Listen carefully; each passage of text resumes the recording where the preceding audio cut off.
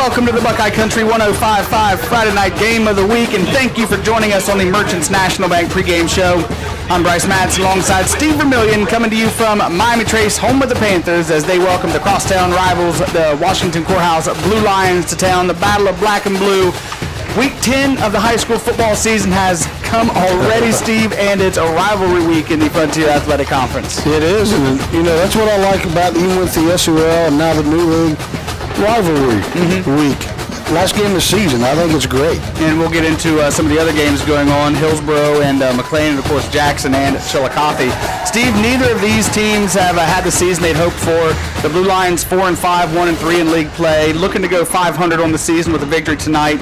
Miami Trace trying to save face a little bit, 1-8 overall, 1-3 in league play. Just a single win this season for the Panthers. They've been outscored 355 to 187, giving up nearly 40 a game while just averaging 20 a game. Steve, they're going to have to be able to move the football and try to keep their defense off the field as much as they can with that high-powered blue line attack. Yeah, they're averaging 20 points a game. But yeah, the defense just cannot hold anybody, and that's what's got me worried about tonight's ball game. We talked about them being able to move the ball. Brady Wallace, he's been a bright spot last week, nearly 400 yards of total offense, 5 total touchdowns against Hillsborough, but he's been the offense for the most part. Sure, Tyler Taylor's been stepping up, coming along nicely at the quarterback position, but they need Schweitzer, they need Hughes to step up in a game like tonight. Yeah, they do, and speaking of Wallace, he's got, I believe, 1,163 total yards rushing this year.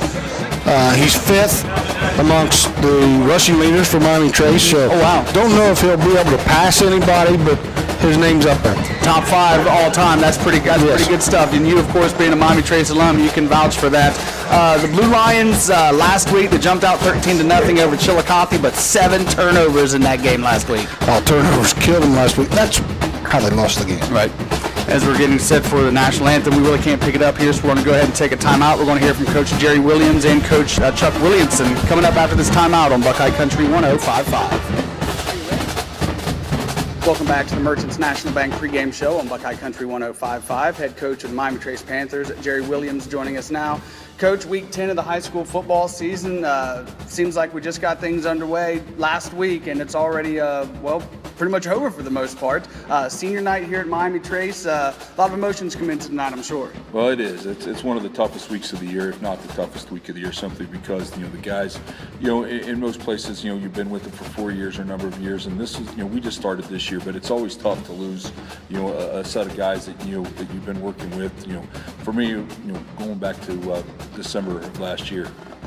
Definitely. Some of those seniors, I'm sure, become very near and dear to you, so it's always tough to see them go. The season, record-wise, not the greatest this year, but we saw a lot of bright spots. Saw you guys able to move the ball, put some points on the board, a lot of yardage last week in the loss to the Hillsborough Indians. Seems like Brady Wallace has been the go-to pretty much all year long, and it seems like he's a guy that you can really rely on. He is a guy we have to lean on. He is the guy that we put him in a number of different positions and rely upon him in every aspect, whether just simply be the decoy, whether he's the playmaker or what it is. But we got to count on the other guys to make plays in order for us to win. Tyler Taylor, quarterback, stepped up mid-season and seems to be coming along nicely, progressing, going through his reads and able to understand when he needs to tuck it and go and run with the football as well. Tyler's maturing, and I wish I would have been able to spend more time with him earlier in the season. And he's certainly starting to develop and see things, and the games. He's starting to catch up to the game a little bit more now, and understanding the offense and as you mentioned, the reads. The offense definitely got the weapons. Caden Schweitzer, Kobe Hughes. Defensively, taking on a Blue Lions squad tonight, a team that can put points on the board, a team that has quite a few different weapons. And Dylan Stewart, that quarterback, he can dance around. The next thing you know, he's off like a light towards the end zone. Well, number 2 is a great player. There's no question. And we have to be able to contain him in order to slow them down. And we know that he's going to get his yards. We know that. But we have to be able to slow him down and contain him and stop him at the right time. And that's what our game plan is going to be. Coach Williams, appreciate your time and best of luck tonight. Well, thank you. We'll be back with more on the Merchants National Bank pregame show on Buckeye Country 105.5. Tell you what, the PA music's drawing out our music here. Welcome back to the Buckeye Country 105.5 Friday night game of the week. Tony's Welding and Fabrication Stadium, Panther Field at Miami Trace, as the Washington Courthouse Blue Lions are in town. The Panthers 1-3 on the season in league play, 1-8 overall. The Blue Lions looking to get back to 500 at 4-5 right now, 1-3 overall in league play. Steve, this is one of those games, though. The Battle of Black and Blue goes back a very long time. Last year, Courthouse was able to get the better of Miami Trace in this game, but this game is all about pride for both of these teams. No playoff futures for either one of them. It's just about bragging rights. This is their playoff for Fayette County.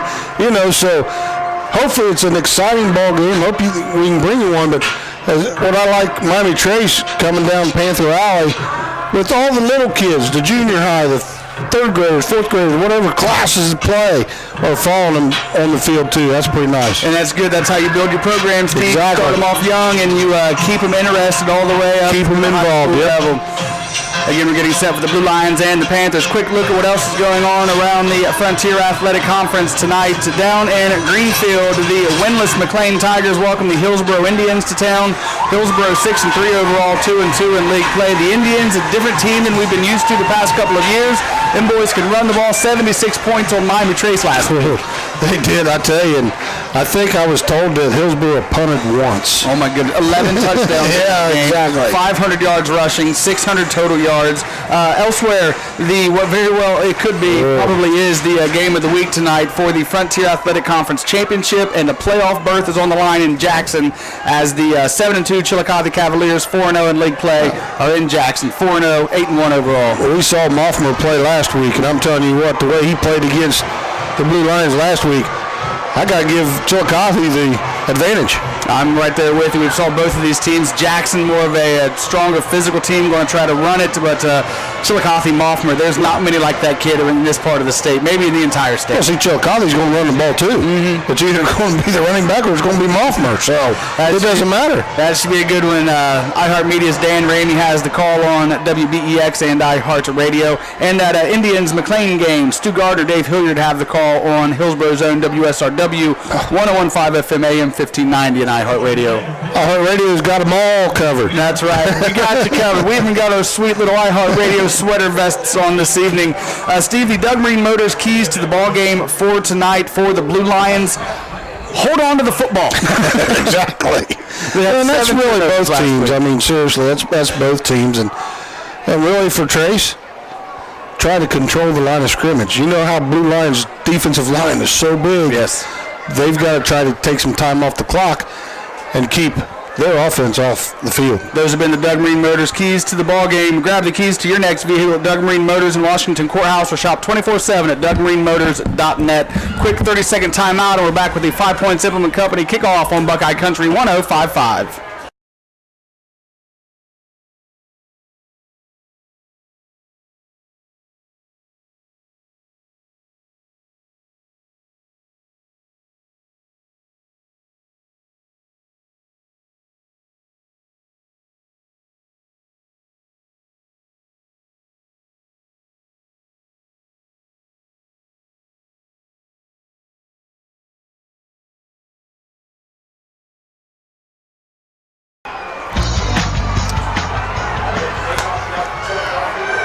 Back here at Panther Field as Bryce Matson's here with play-by-play. And here's the 5 Points Implement Company kickoff, and bam, it's a short kick. It's on the ground, recovered by the Panthers at the 34-yard line, and that's how we start. They kind of started the game a little bit early on us there, Steve. Yeah, they did. We was not ready for that. And that was the 5 Points Implement Company kickoff, presented by 5 Points Implement Company, your local John Deere dealer in Hillsboro. And Miami Trace won the toss, elected to receive squib kick, so we start off 1st down and 10 for the Miami Trace Panthers at their own 34-yard line as we are underway, the Battle of Black and Blue. I think the Blue Lions really didn't want to kick it to Mr. Wallace. I can't say I blame them too much on that one. Doing something pretty cool here tonight, collecting canned goods and non-perishable food items for the Bread of Life Food Pantry at the well at Sunnyside. They got a blue truck and a black truck down there, and they've got it stock full. You can have one, I'll take the other. Sounds like a plan. Tyler Taylor takes a snap, first man through, gives it to Brady Wallace. Wallace on his feet up to the 39-yard line. Decent gain from the first play for the Panthers. Got a nice gain of about 5, almost 6 yards on the play. All right, bring up 2nd down and 5 for Miami Trace as they came out with Tyler Taylor in the shotgun. Tyler took over the quarterback duties, I think, week 4, maybe week 5, and has come along nicely, going through his progressions and knows when to tuck the ball and go with it. Yeah, he's done a nice job. Twins to the side of the field.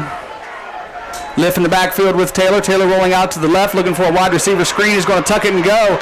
And he's got enough for the first down as he's up to midfield before being pushed out of bounds. Just shy of midfield. They stay in Panther territory, but a nice job there, taking what the defense gave him, picking up the first. He broke containment, wanted to throw the ball, but the receivers were covered. And is there a penalty? There is laundry on the field. I didn't see that. The flag's all the way at the 41-yard line. So it's right around. Oh, I see it. Low block. They need to do something about that. Sorry about that squealing. They need to do something about the officials' microphone there. But the first down has been negated. It's going to go back for the Miami Trace Panthers after that penalty. And both teams need to worry about those penalties. Yeah. As the ball's moved back. And the referee has to ask a head referee, is that a 10 or 15-yarder? It was a 15-yard penalty. Goes back to the 26-yard line. So the replay is 2nd down. You need to get to the 44-yard line for a first down. Just underway here at Miami Trace. Week 10 of the high school football season. Twins to either side. Brady Wallace in the left slot. Hughes and Schweitzer to the left.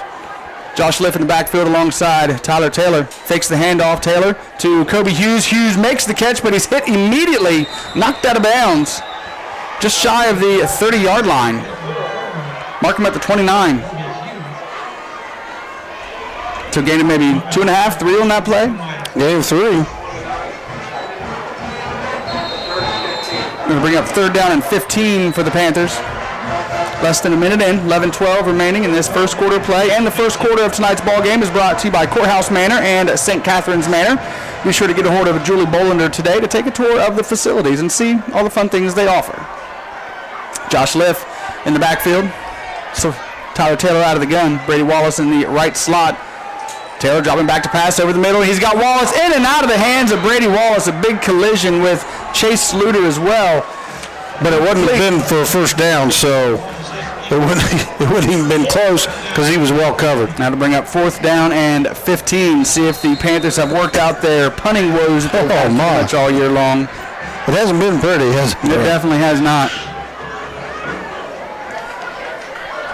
As Brady Wallace in the shotgun formation drops back about 7 yards to take the snap for the punt. I believe that's Hughes back deep to receive the punt for the Blue Lions. End over end kick. Kobe Hughes lets it hit at the 38-yard line. Colton. That's Caleb Rice. Yeah, it's Caleb Rice. Sorry, wrong roster. It's been a long day. You got to let me ease back into this football thing here this evening. That's right, Caleb Rice for the Blue Lions. Washington Courthouse will take over. 10:59 to go. First quarter action for the Buckeye Country 105.5 Friday night game of the week. Blue Lions start off on their own 28-yard line. It's not a bad punt, really, by Wallace. End over end kick, got a nice Panther bounce. Dylan Stewart missed about 4 games this season. I bet he's still close to the 1,000-yard mark rushing on the ground. He had 230-some. Stewart starting off with a swing pass to Jacob Rice coming out of the backfield, and the pass is incomplete, in and out of the hands of Jacob Rice. Just Rice went in motion out of the backfield, swing pass to him, and he couldn't handle it. He'd have been able to pick up a few yards if he'd have made the catch. Yeah, it was questionable of whether the other Blue Lion out there blocking could have stayed with his block because there were some black jerseys out there. McCain, Burns, Hughes split to the right. Excuse me, that's Eli Ruth to the right, Eli Lynch to the left. Dylan Stewart. Handoff goes to Jacob Rice. Rice leaps over a man. He's up to the 31-yard line with the carry. Gain of 3 on the play. Brings up 3rd down and about 7.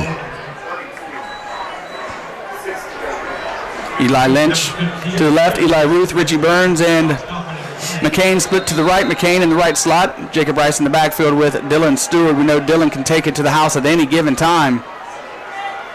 4-man front for the Panthers. Fakes the handoff to Jacob Rice. Stewart going to keep it himself. Spins through the first tackler, but not the second. He's going to lose the yard. Out of bounds as Kobe Hughes coming up, making a nice stop on the defensive side for the Panthers. That's going to make Coach Enix and the defensive coaches happy to make Blue Lions go 3 and out. There's no gain on the play. That'll bring up 4th down and 7 as Brady Wallace drops back to receive the punt. On to booted away will be Eli Ruth for the Blue Lions. As both teams forced to punt on their first possessions of the night. Coming up with the 9:45 mark of quarter number 1. Ruth takes an extra step, nice high kick, not much distance on it. It hits in Blue Line territory and takes a Panther bounce. Somebody better down it as it continues to roll the opposite direction. And here I'm thinking Cody Hughes needs to get away from it. He didn't even know where it was. As the Panthers start off in Blue Lion territory. That's just about 11-yard punt. They're going to mark it on the 43-yard line. Yep. So 1st and 10 for the Miami Trace Panthers on the Blue Lions 43-yard line. Something they haven't had a lot this year is good field position to start a drive. And Steve, we do have an update from Jackson already. The Jackson Ironmen are leading 7-0 after an 85-yard touchdown to start off the ball game. And Hillsborough is up on McLean 8-0. Those scores brought to you by Highland District Hospital. Taylor out of the gun, power backfield, Liff and Wallace with him, and Taylor's going to keep it himself, and he's tackled from behind. But did he go down? No, he landed on the Blue Lion and picks up 5 yards on the carry. Nice wherewithal to realize he was not down because he was wrapped up right at the line of scrimmage, trying to see who wrapped him up. That was 45 for the Blue Lions with the initial hit, Chase Sluter. But Taylor, you're right, he didn't hit the ground, bounced right back up and able to pick up a gain of about 5 on the play. Yeah, that's very smart play by that young man. Actually giving a gain close to 6, bring up 2nd down and 4. Single receiver to either side. Liff and Wallace in the backfield, Taylor out of the gun. 8-man front for the Blue Lions, and Miami Trace tries to take advantage of that to go for the dump pass over the middle. The pass sails incomplete, intended for Jordan Bim. That's where Taylor needs to see what's going on. An easy loft would have been 6. Instead of a crisp pass, a loft. Actually, that was intended for Amore. Just over the outstretched reach of Amore on the play. So that brings up 3rd down and 4 for the Panthers. Did you see Washington Courthouse stacking the box on him that last play? Blue Lions show a 4-man front this time. Twins to either side of the field for Taylor. Blue Lions showing blitz. Could have been offsides on Miami Trace, no call. Taylor rolling out to the right, being chased, and does the smart move and throws it out of bounds as he is being chased by Jalen Pettiford, all 6'3", 240 pounds of him. I think it looked like Brady Wallace moved before the snap, but of course we saw that a lot last week and it wasn't called. We definitely did. Brings up 4th down and 4 for the Panthers. See if they can capitalize on this good field position to start this drive. What do you do here? They're going for it, but why not try to punt it and pin them deep? Pin them deep. I agree. Brady Wallace split to the right slot. Hughes split wide to the right. Josh Liff in the backfield with Tyler Taylor. Taylor rolling out. Looking to throw, looking for Hughes. The pass is caught by Hughes. Got enough for the 1st down. He's dragged out of bounds inside the 25-yard line. Nice throw and catch. Nice patience by Tyler Taylor. Waiting for the receiver to break out of his route. They're giving him a pretty good spot on that. They're going to mark it in between the 22 and 23-yard line. I guess we'll call it the 23. I'm going to give him a gain of 16 on the play. Nice throw and catch. 1st down and 10 for the Panthers. 5-man front, 6-man front now for Washington Courthouse. Power backfield. Tyler Taylor out of the gun. Twins to the right. Handoff goes to Brady Wallace. Wallace tripped up from behind. Nice job by the linebacker coming up. Chase Sluter making the stop there. Shoestring tackle. But a good job of coming through the hole there and busting up the play. No gain on the play. Yep, 2nd down and 10 for Miami Trace. Coming up on the 8-minute mark of quarter number 1.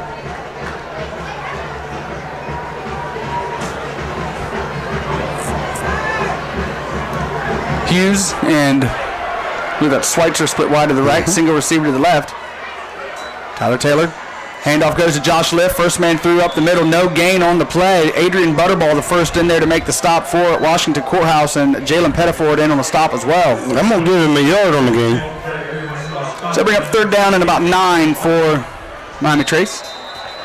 And you're in 4 down territory right here. I mean, if you're going to go for it, at your own 439 or whatever they was at. Definitely, though, especially getting this deep into Blue Lion territory. Hughes and Schweitzer to the right. I think it's Maciochi split to the left. They fake it to Liff. Taylor's got it. He's going to keep it on the option and doesn't have enough for the first down. He's inside the 20, marking at about the 18-yard line. He picks up 4 yards. He's had to bring up fourth down and about 3. Make it 4, I think. Like you said, this is definitely 4 down territory. I doubt they're going to try to come in and bring a field goal kicker on. Consistency has been Miami Trace's problem all year, not just on the offense, but with defense and the special teams. We see the bright spots, but then we see them take a couple steps back. Lift in motion. Taylor, quick pitch to Brady Wallace, trying to get around the right side. It's cut off, and Wallace going to be stopped for a loss on the play. Yeah, he's going to lose 2 yards on the play, and Blue Lions take over. Chase Sluter, nice pursuit angle coming back and making the stop right there to turn it over for the Washington Courthouse Blue Lions. 6:21 to go, first quarter action, no score on the board as the Blue Lions take over. 1st and 10. From about the 19-yard line, their own 19-yard line. Well, Trace did move the ball a little bit. Now their defense has to step up again. Jamison McCain in the right slot with Burns. Ruth to the top. Handoff goes to Jacob Rice. Rice met at the line of scrimmage, able to push his way forward for a short gain on the play. Gain of about 3. Nice run by Jacob Rice, bringing up 2nd down and 7 as he was hit at the line of scrimmage. They're going to give him 4 yards. So brings up 2nd down and 6. McCain goes from right to left. Joins Eli Lynch on the short side of the field. Ruth and Burns to the strong side. Dylan Stewart dropping back to pass. Lets it fly, looking for number 4. The pass is caught. Nope, that was 3. That was Eli Ruth on the catch. Nice job. I thought maybe Caleb Rice had came in, but enough for a first down as they're inside the 45-yard line. Mark him at the 41. Nice patience by Dylan Stewart. And a wide open Eli Ruth. Yeah, finding Ruth come across the middle. Ruth back to the top again. Richie Burns in the left slot. Handoff goes to Jacob Rice. Rice dancing around in the backfield, pushing his way forward. Nice job as he got a little bit of help from his offensive line. A decent gain, bringing up 2nd down and about 3 for the Blue Lions. He's 2nd down and 5 as he gains 5. Stewart looking over, trying to get the signs from the sideline. McCain in the left slot. Stewart lofting it up, looking for Richie Burns Jr., throwing it to the sidelines. Burns can't come down with it. Pass sails incomplete. Definitely the height advantage to Burns, but once again, I think that was Schweitzer on the coverage, but he started to come up. And you know what can happen when you do that. Right, exactly. And the ball kind of sailed out of bounds as Richie Burns Jr. was going to the sidelines. It was a nice job by Schweitzer of forcing Burns to the sidelines. Adding that extra defender. Trips to the right, twins to the left. Empty backfield for Dylan Stewart. Looks like we have an official's timeout. I think that's must have blood on the lift. Yeah, Lift needs to check out for a second. Now you got to remember that Aaron Morris has his number 56 jersey on, not number 5 this week. Back to 56. I think he spent 2 weeks at number 5 playing fullback, and he checks in, gives Liff a quick break as Liff is being attended to on the sidelines. Again, trips to the right, twins to the left. Dylan Stewart with an empty backfield. 0-0 score on the board with 5:15 to go. Design quarterback keeper Dylan Stewart trying to bounce it outside. Nice job of the defense, but no, the defense breaks down. Stewart's got the first down and then some as he gets into Panther territory inside the 45-yard line. Looked like there wasn't much doing there when he initially started off, was able to bounce it out, get around the edge. Mark him at the 43-yard line after the gain. Yeah, give him a gain of 11. First and 10 from the 43. Trips to the strong side. Single receiver to the short side. Handoff goes to Jacob Rice, and he gets hit immediately, but spins out of it, able to fall forward as Josh Liff hit him at the line of scrimmage, and I think they're going to say he got back to the line of scrimmage for a yard. Trying to see the guy on the far side over there with the sticks. Yeah, they're going to give him a yard. Brings up second down and 9.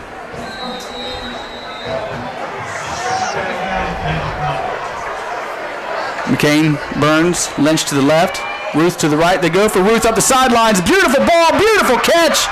He was out of bounds. Stepped on the out of bounds line, but that was a beautiful catch. Eli Ruth cannot believe it. He's standing at the 10-yard line as he was trying to tiptoe those sidelines. I'll tell you what, the receivers for the Blue Lions all around, I think, are the best in the league. The way they always have their you got Eli Ruth, Lynch, Burns, McCain. Got a bunch of them. All very good receivers, all good route runners as well. Third down and 9. Rice in the backfield to the left of Stewart. Trips to the left. Stewart rolling out to the left. Looking to let it go. Tucks it in. Here comes the pressure. Dillon, he's got some running room. He's at the 35, 30, 25. Pushed out of bounds near the 20-yard line. Dillon Stewart again making something out of nothing for the Washington Courthouse Blue Lions. I actually want to say he stepped out right about the 26-yard line. A gain of about 16. Well, maybe 17 because they're going to say the 25, aren't they? Yep, they did move him up to the 25-yard line. 4:24 to go. First quarter action brought to you by Courthouse Manor and St. Catherine's Manor. 6-man front for the Panthers. Eli Ruth, the lone receiver to the right side, trips to the left. Stewart, quick slant to Eli Ruth. Ruth with the catch. He's dropped it about the 15-yard line. That's just a nice job by Stewart seeing that. They're man-to-man. Hey, I got the receivers. All we got to do is run a slant. It's almost like a hot route. Yeah, exactly. Gives him the sign and just took one step in and slanted right across. Nice little gainer there. Gain of 10. Brings up first down. Another one. Ruth remains the lone receiver to the right. Ball's on the 15-yard line. Handoff goes to Jacob Rice. Rice finds some running room, bounces it out to the outside, and touchdown. Jacob Rice into the end zone for the score. The Blue Lions hit first, and there's a late bunch of flags as Jacob Rice was tackled about 7 yards deep into the end zone. Wasn't malicious, but still 7 yards deep. Yeah. But Jacob Rice able to go off tackle. The first time he's been able to see any daylight. Bounced it outside to the house for the touchdown. 6-0. Washington Courthouse takes the lead at the 4:01 mark of quarter number 1. Excuse me. Jordan Bim on for the PAT for the Blue Lions. Again, this is the Battle of Black and Blue Rivalry Week, Week 10 in the Frontier Athletic Conference. The inaugural season in the Frontier Athletic Conference.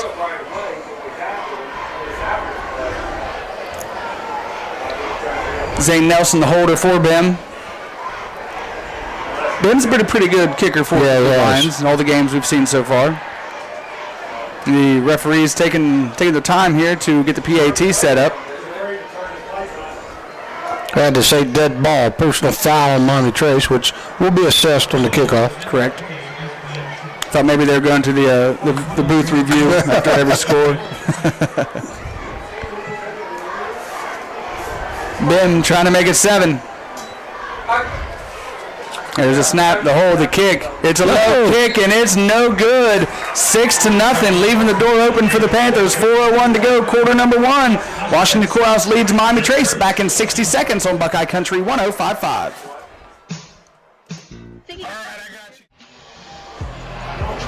Well, the Blue Lions scoring drive goes 9 plays and 81 yards, taking 2 minutes and 20 seconds off the clock as Jacob Rice ran in from 15 yards out. Extra point, no good. Blue Lion lead 6-0 with 4:01 to go in the first quarter. And Washington Courthouse will kick off on the Panthers' 45-yard line after the penalty. Surprised they don't try a little trickery there and do a little onside action. Brady Wallace, Malik Jackson back deep to receive. I'm sure Bim can definitely boot it into the end zone from the 45-yard line. Instead, they go for a little pooch kick. It's heading towards the sideline, and it does go out of bounds. So the Panthers still get pretty decent field position to start off, and They brought it clear over to the left hash to kick off, and he kicked it clear to the right side and just tried to get the pooch kick, let the gunner try to run underneath of it, but got a little too much of it. Good idea, though. You know, with good position of kicking the football with that 15-yard penalty. That's 2 penalties now against Trace for 30 yards. In that last drive by the Blue Lions, it was good defense by Miami Trace. Dylan Stewart was able to get into Panther territory. A couple plays broke down, but that's how the Blue Lions get you, is what he can do when things go bad. Yeah, exactly. So 1st and 10 for Miami Trace Panthers. What's the delay? They should get the ball on the 35-yard line. Ball went out of bounds on the kickoff. I don't know about that ref. He's asked so many questions so far in this first quarter. And while we got a second here, definitely want to say our thoughts and well wishes go out to John Wind and his family. John, of course, has been the PA guy for the McLean Tigers for forever, and the PA guy for the Chillicothe Paints. John's health is failing right now, and I believe he's in hospice care, so please keep John Wind in your thoughts. He's a staple point, of course, we've known him forever. Oh, I know I have. That voice is just a voice you'll never forget, so we definitely wish John Wind the very best. Quick look here, we've got a couple score updates. Hillsboro now leads the McLean Tigers 16-0, 56 seconds left in the first quarter of play. And I believe the last update we got from Jackson was Jackson leading Chillicothe 7-0 on an 85-yard touchdown run. And of course, our score right now 6-0. Washington Courthouse strikes first on the Miami Trace Panthers, as we're still waiting to figure out what's going on here. It should be Panthers football on the 35-yard line. The kickoff was kicked out of bounds. Not exactly sure. The chain crew is all set up and ready to go. Be sure to stick around after the game tonight for the Friday Night Live scoreboard show with Tim Skaggs and Harry Wright. Hopefully Tim shows up. Word is Tim said he's going to drive down to Jackson tonight to watch that Jackson-Chile game, which is for the Frontier Athletic Conference Championship and the berth in the playoffs. All well and good to go watch the game, but that's 60 miles away or so, and hopefully Tim can make it back to the studios in time as they moved it back to the 28-yard line. Not unless it was touched by somebody. Okay, that could. But I saw a penalty flag come up. Yeah, like it went out of bounds. So it'll be 1st and 10 for the Panthers from their own 28-yard line. 5-man front for the Blue Lions. Single running back behind Taylor. Taylor's looking to swing it out, and pass is incomplete, intended for Schweitzer. Zane Nelson on the coverage. Good idea, but just a bad pass. Just a little wheel route coming out there for Schweitzer. Led him too much. Yeah, he did, and Schweitzer's got the speed if he can catch it. Brings up 2nd down and 10 for Miami Trace. We can tell the Panthers trying to incorporate their other weapons on the offensive side. They've gone to Hughes a couple times. Schweitzer ran with Liff. It's almost like they're purposefully not trying to feed Brady Wallace. The Blue Lions are keen on Brady Wallace. Right. Corey Dye, the defensive coordinator. Coach Williamson said they definitely would be keying on Wallace. And Taylor, the ball's on the deck. Taylor able to fall on top of it as Chase Sluter came in interrupting stuff again as they were trying to run the option with Brady Wallace, but Sluter didn't let that happen. Yeah, Sluter was in there right away and couldn't even really get the fake. As the ball is back to the 25-yard line after the loss. Need to get to about the 38-yard line for the first down. And again, the ball's on the 25. 3rd down with the Miami Trace Panthers. 3:15 to go. First quarter action. Jackson now leads Chillicothe 14-0. Taylor looking to throw, going across the middle, and that was a dangerous pass intended for Brady Wallace, knocked down by Garrett Leisure. Leisure had the inside on him. Taylor's lucky that ball wasn't intercepted. Yeah, Brady Wallace did a nice job in knocking that one down. Yeah, he turned it into the defender on that play. Miami Trace forced a punt on this one. 4th and about 13. Brady Wallace, the punter for the Panthers, back deep to receive for Caleb Rice. Blue Lions is Caleb Rice. Caleb, we saw him play a lot of offense early on in the season, been more of a defensive specialist, return man here the second half for the most part. We've seen him make some incredible catches this year. Brady Wallace, a nice high kick Rice catches it and goes backwards with it, catches at the 40, goes all the way back to the 30, runs into the official. Now he's back up to the 35 and taken down at the 40-yard line. So all that running around, and he got right back to where he originally caught the football. But that was a nice punt. It was. By Mommy Trace. That was the best punt we've seen Brady Wallace have in a while. Has the wind at his back, too. As Rice was expecting it to be to the left side, he had to run completely over to the blue line sideline to catch that punt. They're going to mark it at 41. First and 10 for the Blue Lions from their own 41-yard line. Eli Lynch, Richie Burns Jr., and number 34, Jamison McCain, split to the left. Eli Ruth split to the right. Jacob Rice standing to the left of Dylan Stewart. Four-man front for the Panthers. Under 3 minutes to go in quarter number one. Fakes the handoff, swing pass over to Richie Burns Jr. Oh, there's a hold. 45, he's in midfield. He's into Panther territory, and he is just carrying Panther defenders when the ball is loose. He got down to the 31-yard line, and the ball was ripped free. Oh, no way. They're calling the referee is calling him down. Ooh, we saw that come out as he was on his way down. Looked like the Panthers came up with that fumble. Richie Burns Jr. carried two tacklers for about 8 yards before the ball was stripped out. And they miss McCain holding back here around the 50. Well, that's going to be a first down and then some for the Blue Lions. A lucky call. Yeah, 27. The Panther faithful aren't too happy about this. I'm sure you can pick up the boos. Zane Nelson checks in on the offensive side. He's split wide to the right along with Eli Ruth and Richie Burns Jr. in the right slot. Eli Lynch split to the left. Dylan dropping back to pass. Here comes the blitz. Dylan sidesteps it. He's got room to run. Instead, he floats it up towards the end zone, and the pass is caught for a touchdown. Score by the Blue Lions. Eli Ruth. Throw and catch from Dylan Stewart.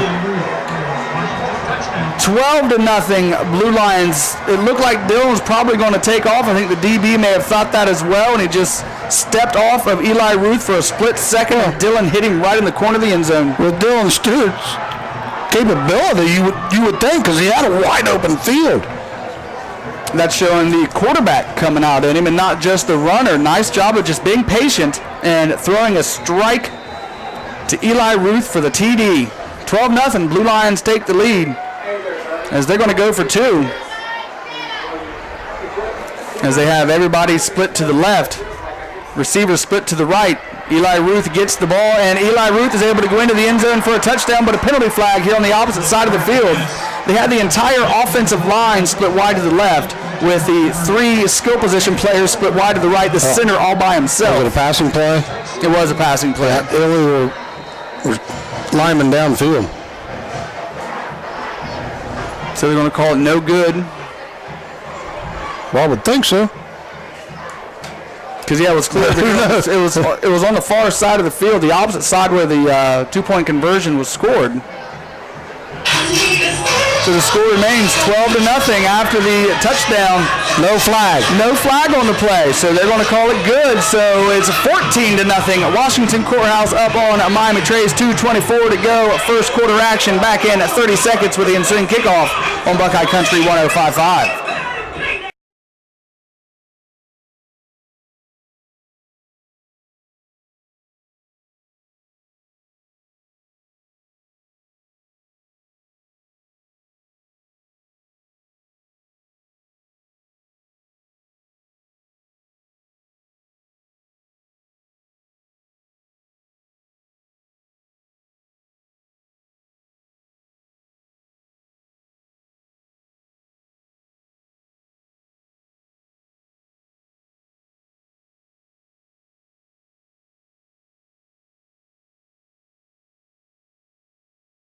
And Jordan Bim's kickoff is a squib kick, once again not giving the Panthers any opportunity to return it as it's down on the Panthers' 30-yard line. Well, actually, the 31-yard line. Yeah, I thought he landed on the 30. It looked like he did. The last drive for the Blue Lions, though, Steve. Yeah, it was two plays. They went 59 yards in 33 seconds.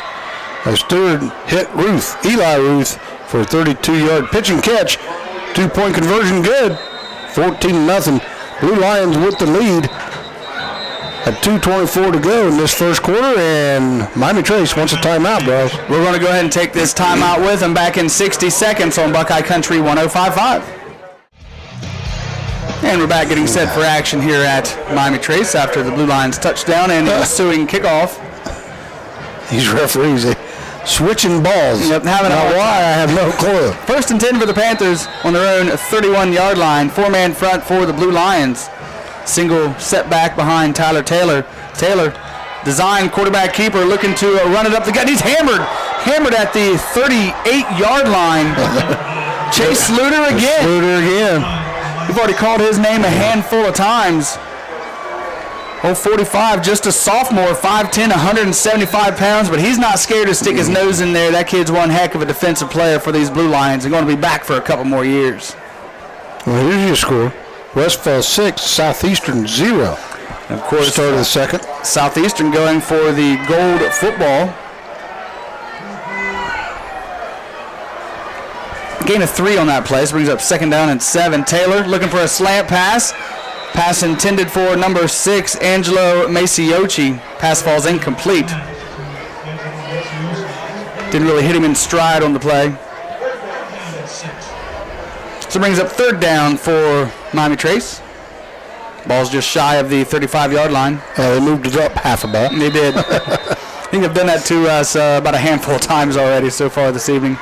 $1:42 to go in this first quarter, again, which is brought to you by Courthouse Manor and St. Catherine's Manor. Be sure to get a hold of Julie Bolander today to take a tour of the facilities. Maciochi and Schweitzer split to the left. Wallace and Hughes to the right, lift in the backfield with Tyler Taylor out of the gun. Blue Lions showing blitz, and they bring it. Tristan Yule comes in the pass intended for Hughes, overshot, sails incomplete. As Tristan Yule came right up the gut. Taylor didn't have any time to do anything with the football, had to let it go a little too early. He did, but Kobe Hughes had him open, but he just way overthrew him by 10 yards. Brings up 4th down. Caleb Rice goes back to receive the punt for the Blue Lions, standing at his own 30-yard line. Again, Washington Courthouse leads 14-0. Brady Wallace set to kick it away. We have seen Miami Trace fake the punt quite a few times. Not this time. Washington Courthouse gets a hand on it. Marcel Pettiford, I believe, was the one who came up. Or Marcel Garrett, excuse me. That was Garrett. Garrett able to get his hands on the football, and it sails out of bounds as the Blue Lions are going to get excellent field position. Looks like their own 45-yard line to start this next drive. Well, what have we said about this punting team?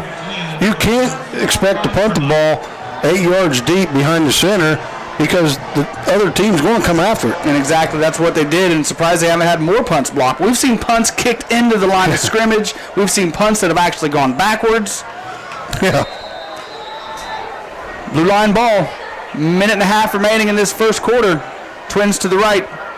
Single receiver is Eli Lynch to the left. Dylan Stewart hands off to Jacob Rice. Rice looking for some running room. He's past midfield into Panther territory. Mark him at the Panther 48-yard line. Right. It looks like it should be. He went down to 46, but it's in between. Bringing up 2nd down and 3 for Washington Courthouse. Jacob Rice to the right of Dylan. McCain, Burns, Ruth to the right. Eli Lynch to the short side of the field.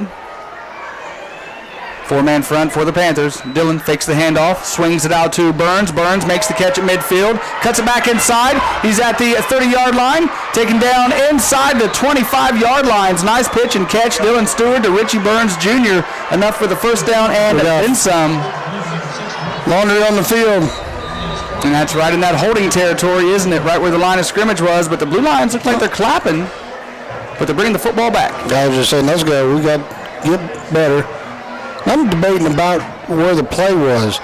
The other receiver out there was blocking totally. Mm-hmm. You can't be blocking before the pass is caught.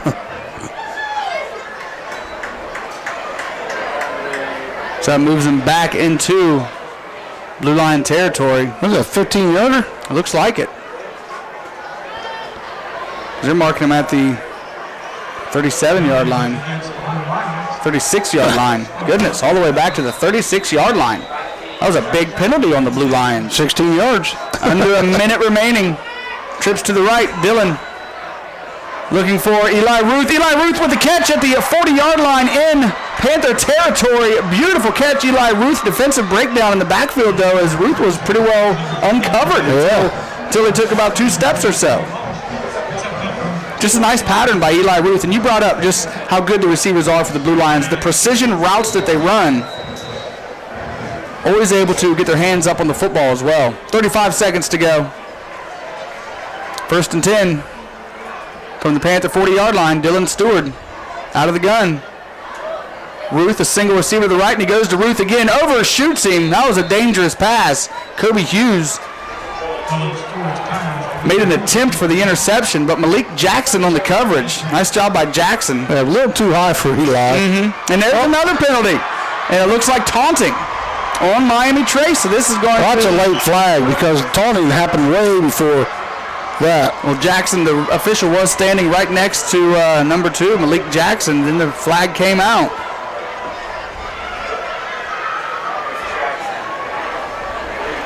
Unsportsmanlike conduct, Miami Trace, and that's going to push it farther into Panther territory, making it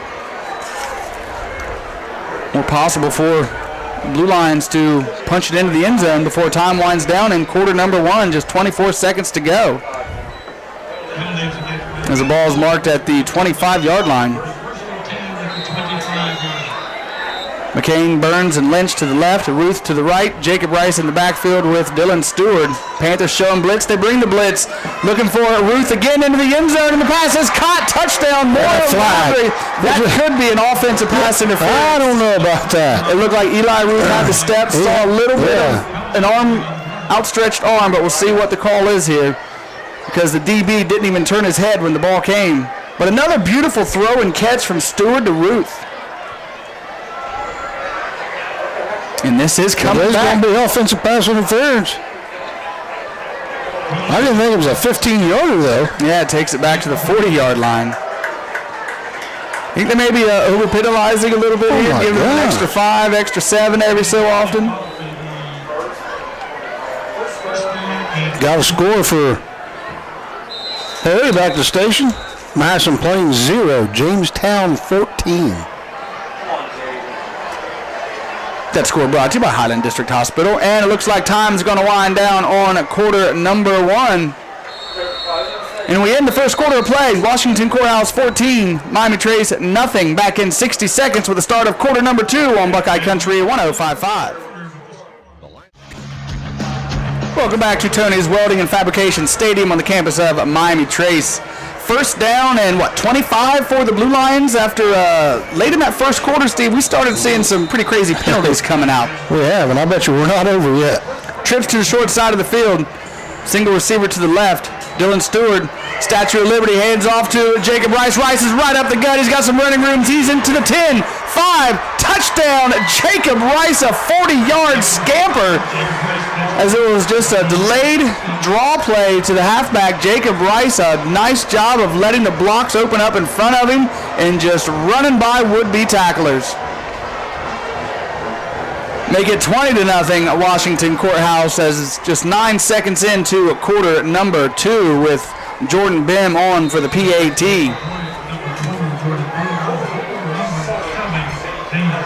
Bim missed his first attempt. Blue Lions had to go for 2 on their second touchdown, which was successful. Bim looking to make it 21-0. Zay Nelson the hold. The kick is up. That's good. And it is 21-0. Washington Courthouse leads Miami Trace just 9 seconds into quarter number 2. Back in 30 seconds on Buckeye Country 105.5. As Jacob Rice has his second touchdown of the night. This was a 40-yard scamper. Extra point good. Blue Lions with the lead now, 21-0 over Miami Trace with 11:51 to go in the first half.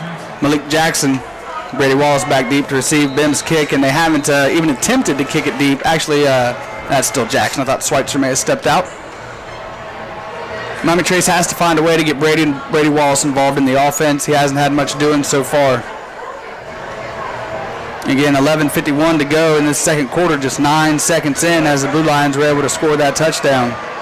And Bim, this time he is going to kick it deep, and it kicks right in front of Wallace, picks it up at the 9-yard line. He's at the 20, 25, finds it low, but he's still on his feet. That's why they didn't want to kick it to him. He's in the Blue Line territory. The 30, 20, 15, 10, 5, touchdown, Brady Wallace from the 9-yard line. I don't don't see no flags. I was looking at the kicking tee, and I thought it might have been a flag, but I see none. So, wow. We told you. 89-yarder. They didn't want to kick it to him early on in the game, and they decided to go ahead and do it this time, and he almost muffed the kick initially. It bounced up, hit him in the chest, went to the ground, and Wallace just did a nice job of picking it up, following his blockers, and going right up the middle of the field for the score for the Panthers. They got a 91-yard kickoff return. Right. As they're set for the PAT, on for the kick is Justin Shoemaker, the 6-foot sophomore kicker.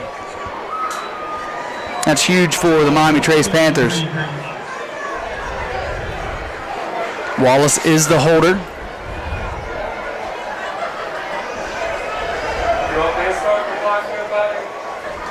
So we started off the very first play of the second quarter. Jacob Rice goes 40 yards for a touchdown. And then Brady Wallace returns the ensuing kickoff. So we've only got 23 seconds taken out of the second quarter so far. And the kick is up, almost blocked by Caleb Rice, but it is no good. As it's wide right, apparently. No good. Your score remains 21-6. Washington Courthouse leads Miami Trace. Back in 60 seconds on Buckeye Country 105.5. And Shoemaker kicks it high. Caleb Rice catches it at the 25-yard line, and he's taken down right about the 30-yard line. Nice coverage by Miami Trace. And there's some pushing and shoving going on after the play, and there's a penalty. That was a quick flag there. It wasn't malicious pushing and shoving. It was just two guys kind of tangled up after a block there, way away from the tackle. Oh, that was a kicker. So see who the penalty is going to go against. Again, 21-6. Washington Courthouse leads Miami Trace, but the Panthers definitely needed that kickoff return by Brady Wallace to get some points on the board, get some momentum going in their favor. But now with his flag, if anything, it should be an offsetting.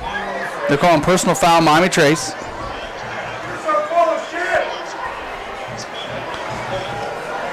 And it is going to go against Miami Trace. Like I said, it looked like if it should have been anything, offsetting penalties on both. Coach Williams, he's about 15 yards onto the field looking for an explanation right now. He just dropped the flag again. He just threw the flag farther back. Yeah. Well, while they're trying to figure it out, we do have a couple more score updates. Down in Jackson for the Frontier Athletic Conference inaugural championship and a playoff berth on the line, the Jackson Ironmen lead the Chillicothe Cavaliers 14-7. Last update we got from Hillsboro, from McLean, where the Indians leading, I believe, 8-0. And I'd like to know who the head referee is here, because the guy in the long dark hairs always seems to be the one making the calls. Yeah, the head ref definitely needs to take control of this game where it could get out of hand. Out of the SVC, Southeastern's looking for the gold football. They've already punched their ticket into the playoffs, but they trail the Westfall Mustangs right now 7-6, and Greenview leading Madison Plains 14-0. Those scores brought to you by Highland District Hospital. After the penalty, the the Panthers. That was 4 penalties against Miami Trace, all of them 15-yarders. Blue Lions will start on their own 45-yard line. Yeah, all of them 15 yarders. Shooting themselves in the foot a little bit. 11.5 minutes to go, just 27 seconds into this second quarter of play. Twins to either side of the field for Dylan Stewart. Stewart hands it off to Jacob Rice, looking to bounce it out to the left side, cuts back in, and Jacob gets back to the line of scrimmage.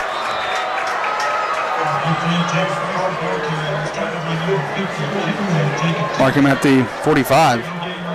So it brings up 2nd down and 10. Score update. Hillsboro now leads McLean 24-6. Wow. Referees have stopped it again. I don't see no laundry on the field. Yeah, they definitely need to get a grab. Yeah, there it is. A penalty.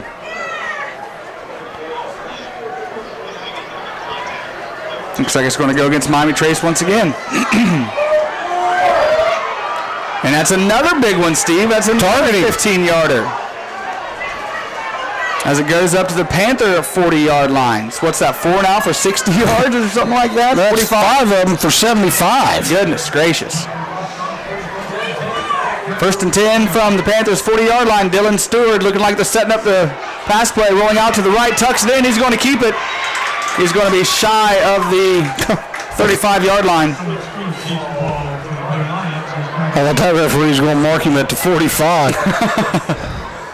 Mark him at the 36, so about a gain of 4 on the carry by Dylan Stewart, bringing up 2nd down and 6 for Washington Courthouse as they lead 21-6 over the Miami Trace Panthers. 4-man front for the Panthers. Trips to the strong side of the field. Single receiver to the right side for Dylan Stewart.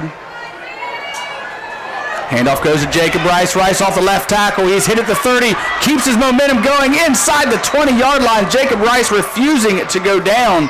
Finally tackled by Kobe Hughes. Also on the tackle was number 50, Hayden Knapp.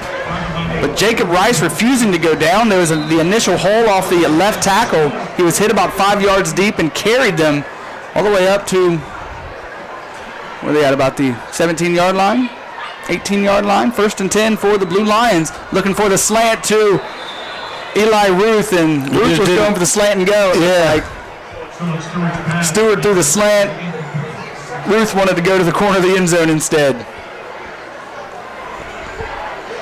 2nd down and 10 for Washington Courthouse.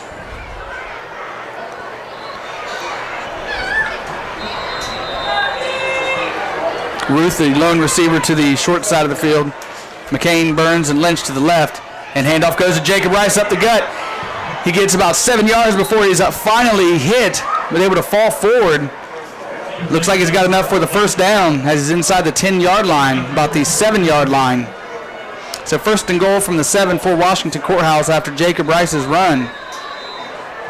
Like I said, Steve, he was about 5-7 yards deep before he was ever touched. Blue Lions hurry to the line of scrimmage once again. Ruth to the right. Stewart looking for Ruth. Ruth with the catch, and he's tackled. Reaches out to the goal line, but they're going to say he's down at about the 1-yard line. Nice defense by Malik Jackson of not allowing him to get into the end zone. Just a pickup of 6. Yeah, just a little pass into the flat there for Eli Ruth. Brings up 2nd down and goal from the 1. 6-man front for the Panthers. Stewart takes the snap, hands it off to Jacob Rice. Rice met at the goal line, but spins his way in for a touchdown. Penalty flag comes in. More laundry. Holding. You know, honestly, Steve, in most levels of football, you could probably call a penalty on every single play. It's picking and choosing, and it seems here that they're literally calling a penalty on almost every single play. But that's going to go against the Blue Lions. That'll negate the touchdown and bring it back. We're at the 9:26 mark of quarter number 2, and the second quarter of tonight's ball game is brought to you by Rent to Own. When it comes to anything for your home, stop by your local Rent to Own because we all deserve nice stuff. Ball's on the 11-yard line, so 2nd and goal from the 11 for Washington Courthouse as they bring in their big package. Jalen Pettiford in the backfield now. Dylan Stewart rolling out to the left, looking to throw for Eli Lynch in the corner of the end zone. Eli Lynch comes down with the football. Touchdown. Dylan Stewart, Eli Lynch. Nice corner route to the back of the end zone. Another score for Washington Courthouse. Make it 27-6. Jordan Bim on for the PAT. And Stewart able to buy time with his feet, rolled out completely to the left until Lynch was able to break free. And it's very difficult to guard a receiver for 3, 4, even 5 seconds. Zane Nelson with the hold. The kick from Bim is up. It's a low kick, and it just squeaks through. 28-6. Washington Courthouse with the lead. 9:10 to go. Quarter number 2. Back in 60 seconds with the ensuing kickoff on Buckeye Country 105.5. 2 seconds. I see. Wallace and Jackson back deep to receive, and it's going to be a pooch kick again by Bim, and it's caught at the 43-yard line by the quarterback, Taylor. Taylor fights his way forward, taken down at about the 46, 47-yard line of the Panthers. Well, Miami Trace might as well put their hands team in there because they're not going to kick it deep the rest of the game. Not again. They learned their lesson. Their first 3 kicks were squib kicks. They decided to kick it deep to Wallace, and he was able to take it to the house 91 yards with that last drive for the Blue Lions. Yeah, 5-play, 55-yard drive. Taking 2:13 off the clock as Dylan Stewart gets his second touchdown passing the ball. This one to Lynch on an 11-yard pitch and catch. Extra point was good, 28-6. Blue Lions lead Miami Trace. 9:04 to go in quarter number 2. Brady Wallace, Malik Jackson in the backfield for Miami Trace with Taylor. Actually, that was Schweitzer in the backfield, and Taylor's going to keep it himself, and he's up to midfield. They get 3 yards on the carry. Brings up 2nd down and 7. Yeah, that was Schweitzer who was in the backfield with Josh Liff, actually. As Wallace was split out. It was Wallace quarterbacking. And Wallace is calling the plays right now. We saw him start off the season with Wallace doing a lot of the Wildcat. Then they went away from it for a little bit. But you're right, Wallace is right in the middle taking the snaps. Ball's at midfield. 2nd down and 7. Wallace going to keep it himself, looking to go up the gut, gets into Blue Lion territory. Picks up 4 yards. Yeah, as he's to the 46-yard line.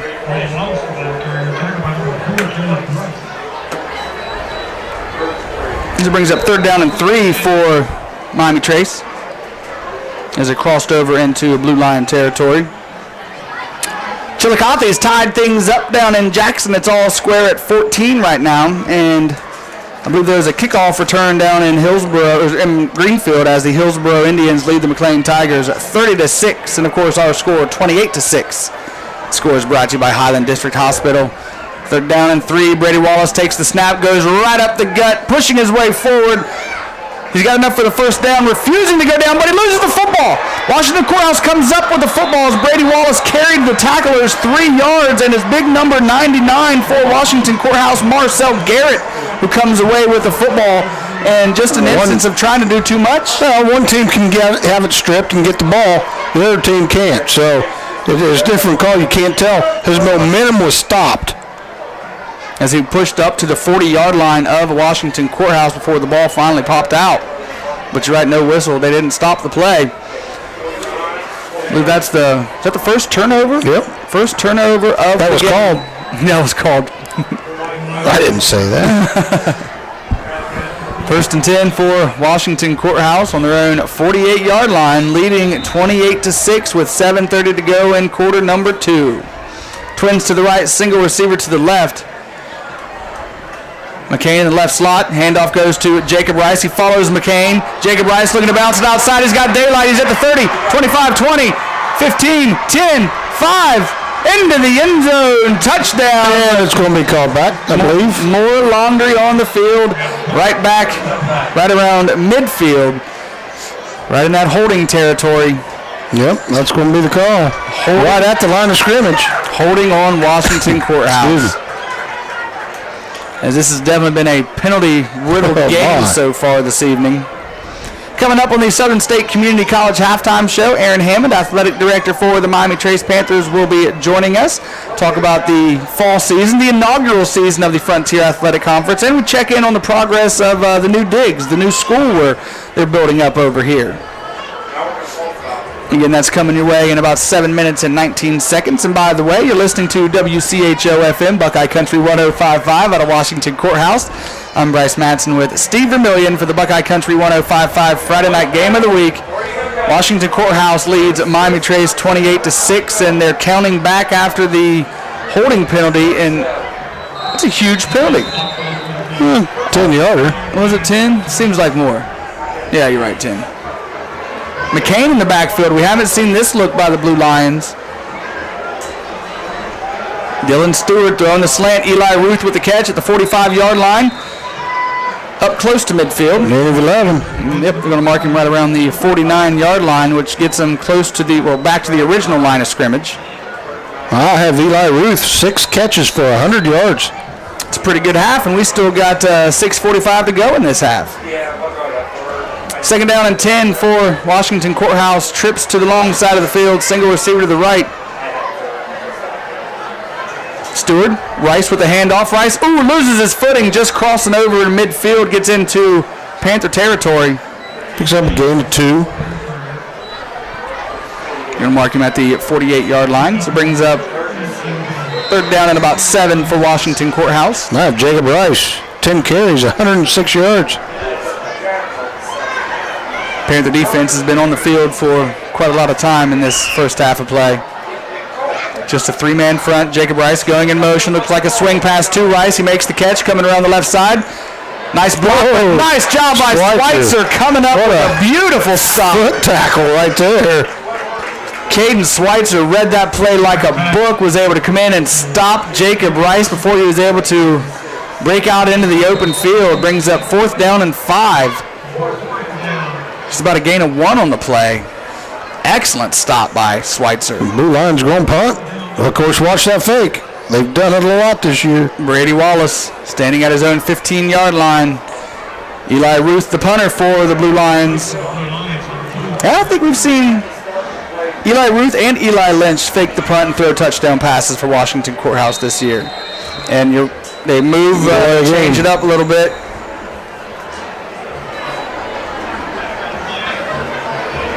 Delay of game, you are correct. Just to add to the penalties of this first half of play.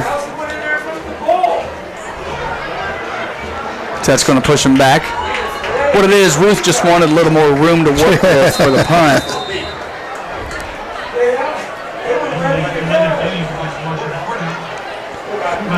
Brady Wallace now standing on his own 23-yard line waiting on the punt, as Ruth standing on his own 35-yard line. Why isn't the clock running? And it's a bad snap. Ruth has to go pick it up. Able to kick it away, and he gets a nice one away, and it takes a Blue Lion bounce. Nice bounce. Inside the 10, right about the 5-yard line. What could have been disastrous for Washington Courthouse. Eli Ruth may be able to make something out of nothing. Gets a nice punt. Looks like they're going to mark it about the 6-yard line. So Miami Trace will start off 1st and 10 from their own 6 with 5:09 to go in quarter number 2. I don't understand why the clock wasn't running, because there wasn't an incomplete pass, because the play was to Rice and a good tackle, so the clock shouldn't have stopped. Yeah, it's very true. Not exactly sure. I don't think the guy running the clock up here, because you hear him in the background. Maybe he's taking his cues from the officials. As we can hear the assistant coaches and folks not necessarily talking about the game, more we'll just let it be. So yeah, Harry, be ready with the dump button just in case. Brady Wallace takes the direct snap, looking to get outside, and he's tackled and dropped for a loss, but forward momentum, forward progress probably got him back to the line of scrimmage as Jalen Pettiford just wrapped him up and tossed him backwards. Bring up 2nd down. Yeah, no gain on the play, so 2nd down and 10 for Miami Trace. Under 5 minutes to go in the half.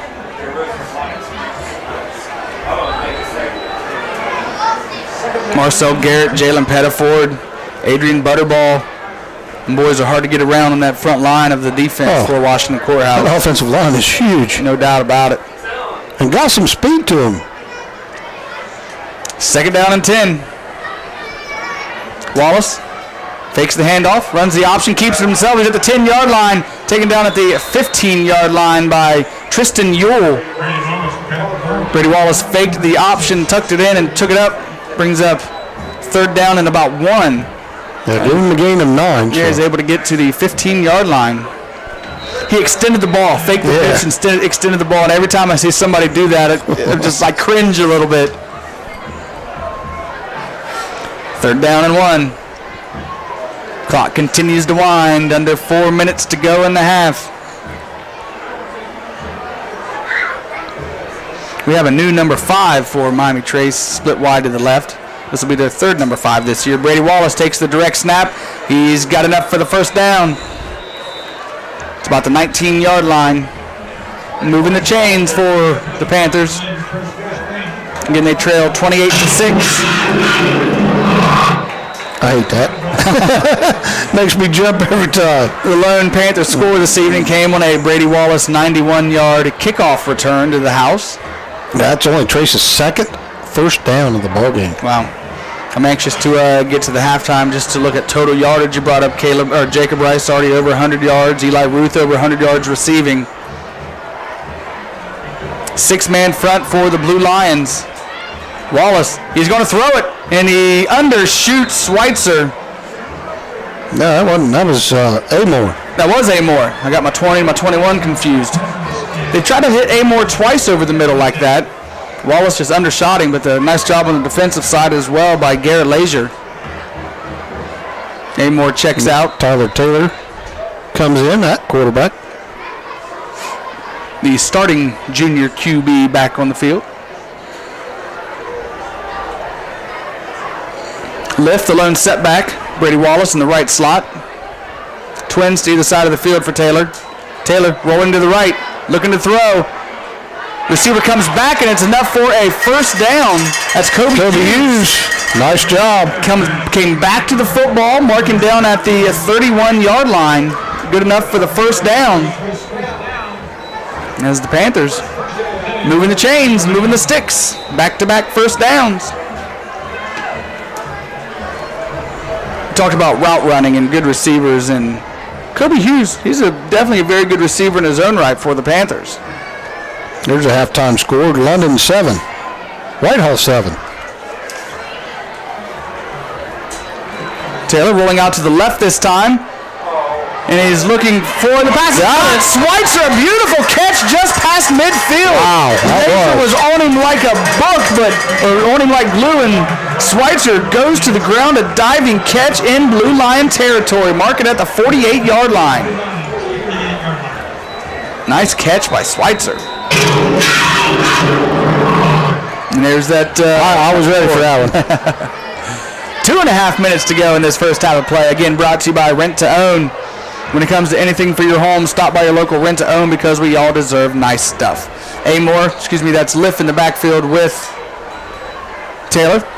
To give to Amore, and they do a little double. Here comes Brady Wallace to the left side. He's at the 35-30, 25-20, taken down inside the 20-yard line by Tristan Yule.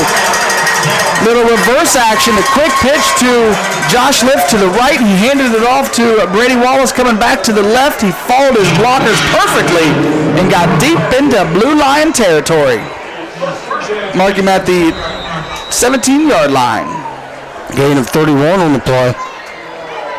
With now 2 minutes to go in the first half. Weren't we just saying earlier on in the second quarter they haven't utilized Brady Wallace much, and now they're definitely getting him incorporated into this offense. Taylor out of the gun, rolling out to the right, and he just throws it away as the pressure is being applied by Rice. Caleb Rice on the pressure. Are they going to call that incomplete? Could that have been grounding? Yeah. There's also a backwards pass. Yeah. As the officials are huddling up. If anything, it should be a loss because he threw it backwards. See what they're going to call here. Again, your score is 28-6. Washington Courthouse leads Miami Trace. 1:46 to go in this first half of play. Waiting on them to spot the football. Was at the 18-yard line.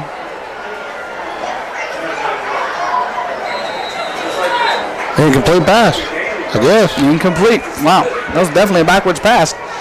Brady Wallace in the right slot. Taylor and Lift in the backfield. Amore in the left slot. Taylor has his pass blocked at the line of scrimmage, and it is intercepted. Washington Courthouse coming the other way with it. Chase Sluter with the pick. Sluter. I believe it was Pettiford who got his hands on the football. Sluter able to come away with it. But what a nice drive by Miami Trace to all for naught. Exactly, and Taylor telegraphed that pass. It was a slant pass looking for Brady Wallace, and looking down the entire time, and Jalen Pettiford able to get that big mid on it, and Chase Sluter comes away with the pick. Blue Line football, $1:37 to go in this first half of play, leading 28-6. Ball's on the Blue Lions 27-yard line. Trips to the right, single receiver to the left. Draw play again. Handoff goes to Jacob Rice, looking to come around the left side. He does. He's pushed out of bounds, just shy of the 35-yard line. And they'll bring up second down for the Blue Lions. Second and about 5. Looks like they're going to give him maybe 6. Yep, 6 on the carry.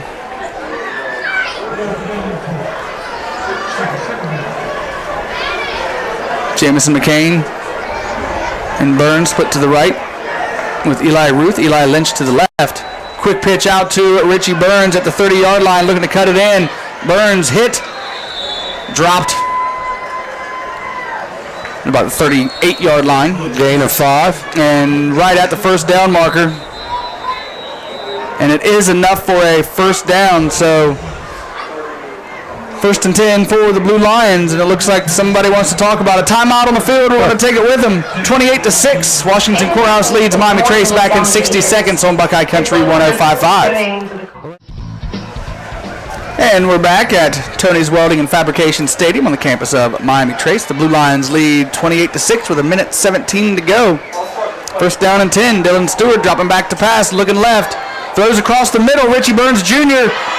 hit by Caleb Hughes and taken down just shy of the 40-yard line as Burns was wide open right in the middle of the field. Mark him at the 39 with the pitch and catch. I do realize we may be having some technical difficulties. Dropped power a little bit here. We are still good to go. Blue Lions hurry back up. Dylan Stewart out pattern. It's caught by Eli Lynch at the 30-yard line. Taken down inside the 30 for another first down for Washington Courthouse. Those quick hitters. Mark it at the 29-yard line. 1 minute to go in this first half of play. Again, Aaron Hammond of the Miami Trace Panthers will be joining us on the Southern State Community College halftime show. Coming your way in about 61 seconds. Twins to either side of the field. Jacob Rice in the backfield with Dylan. Panthers showing blitz. They bring the blitz and Eli Ruthie with a slant. Oh my! Say Malik Jackson was there to knock the ball away, and wow. And number 2, Malik Jackson was the one there with him. Brady Wallace was also close on the coverage, but if they could, that was bang bang right there. Yeah, that's a nice play, defensive play. And it was shoulder. It wasn't helmet to helmet. Oh, he was going for the ball. Yeah. So that's going to give the Blue Lions even better field position.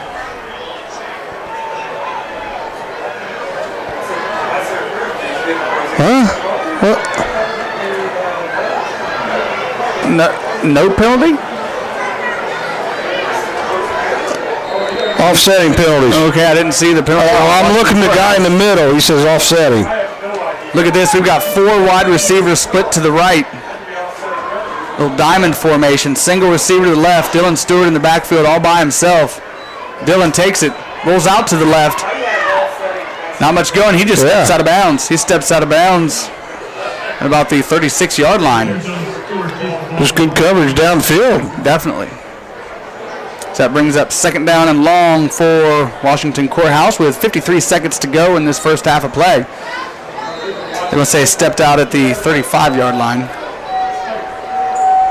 Eli Ruth, Richie Burns Jr., Jacob Rice split to the right. Rice is in the slot position.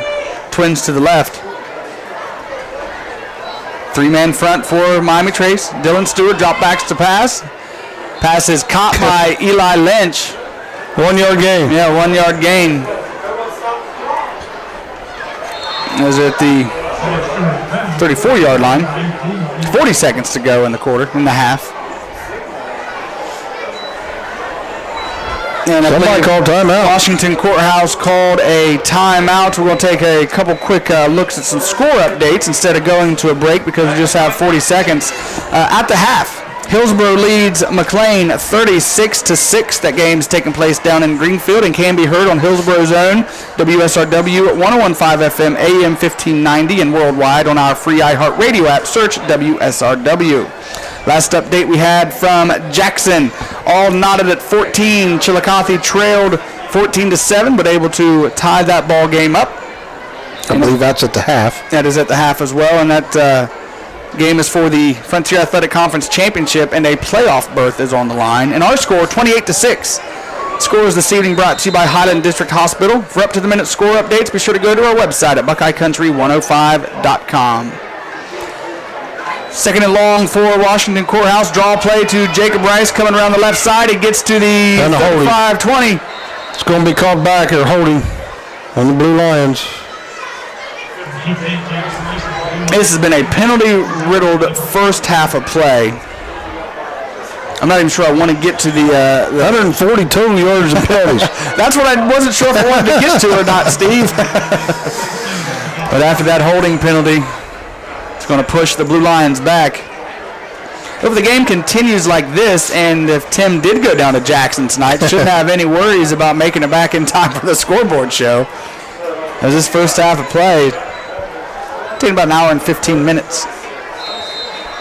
Ball's moved back to the Panther 45-yard line. Third down, they need to get to the 19-yard line. Stewart rolling out to the right. Throws to the sideline, and that pass, Brady Wallace had it in his hands. Should have been intercepted, goes right through his hands, but it does bring up fourth down and forever for Washington Courthouse. Well, Stewart had 8 completions in a row before that right there. Wow, that's impressive. Fourth and long, and the Blue Lions going to bring on the punt team with just 17 seconds to go in this first half of play. Brady Wallace standing inside his own 20-yard line. Eli Ruth on to boot it away for Washington Courthouse. Blue Lions again lead 28-6 over Miami Trace, the battle of black and blue. Of course, if you remember, we saw a lot last week where Stewart just threw it up for grabs. No doubt about it. He had 3 interceptions last week. Where's the fake? And it is a fake. Zane Nelson looking for Jalen Pettiford, and it falls incomplete, and a flag. Illegal motion, which they'll decline that, can't they? They should be able to. And just take over on downs. Wait for the officials to sort it out. Of course, the officials did have the microphones on, but since early on in that first quarter, we haven't really heard much of them. We get a lot of feedback from them microphones. The wind hadn't stopped either. Look at that flag to our left. Standing straight out. Pretty cozy up here in the booth, though. Well, it's not that bad. Legal motion. And it is going to be Miami Trace football, so they'll take over first and 10. See where they spot it, but 13 seconds to go in the half.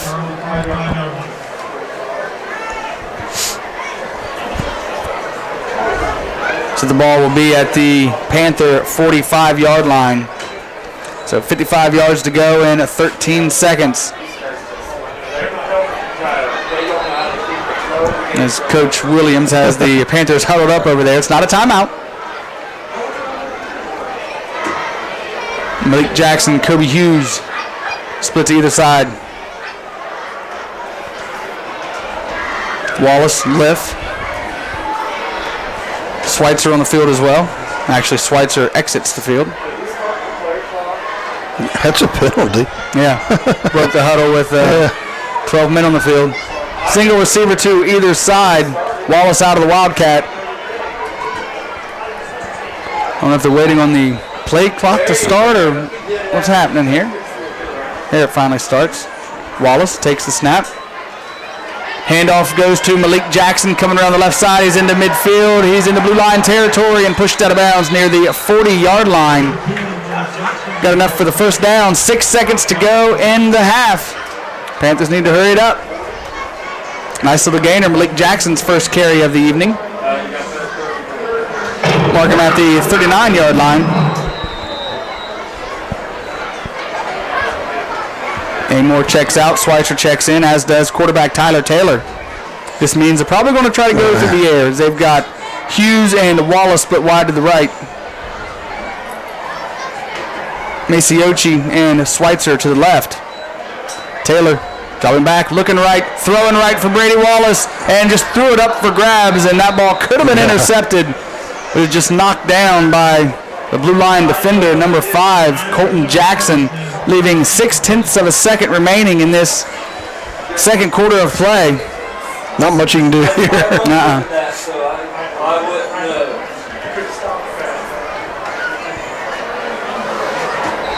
Does bring up second down, but Amore checks back into the ball game. Schweitzer checks out.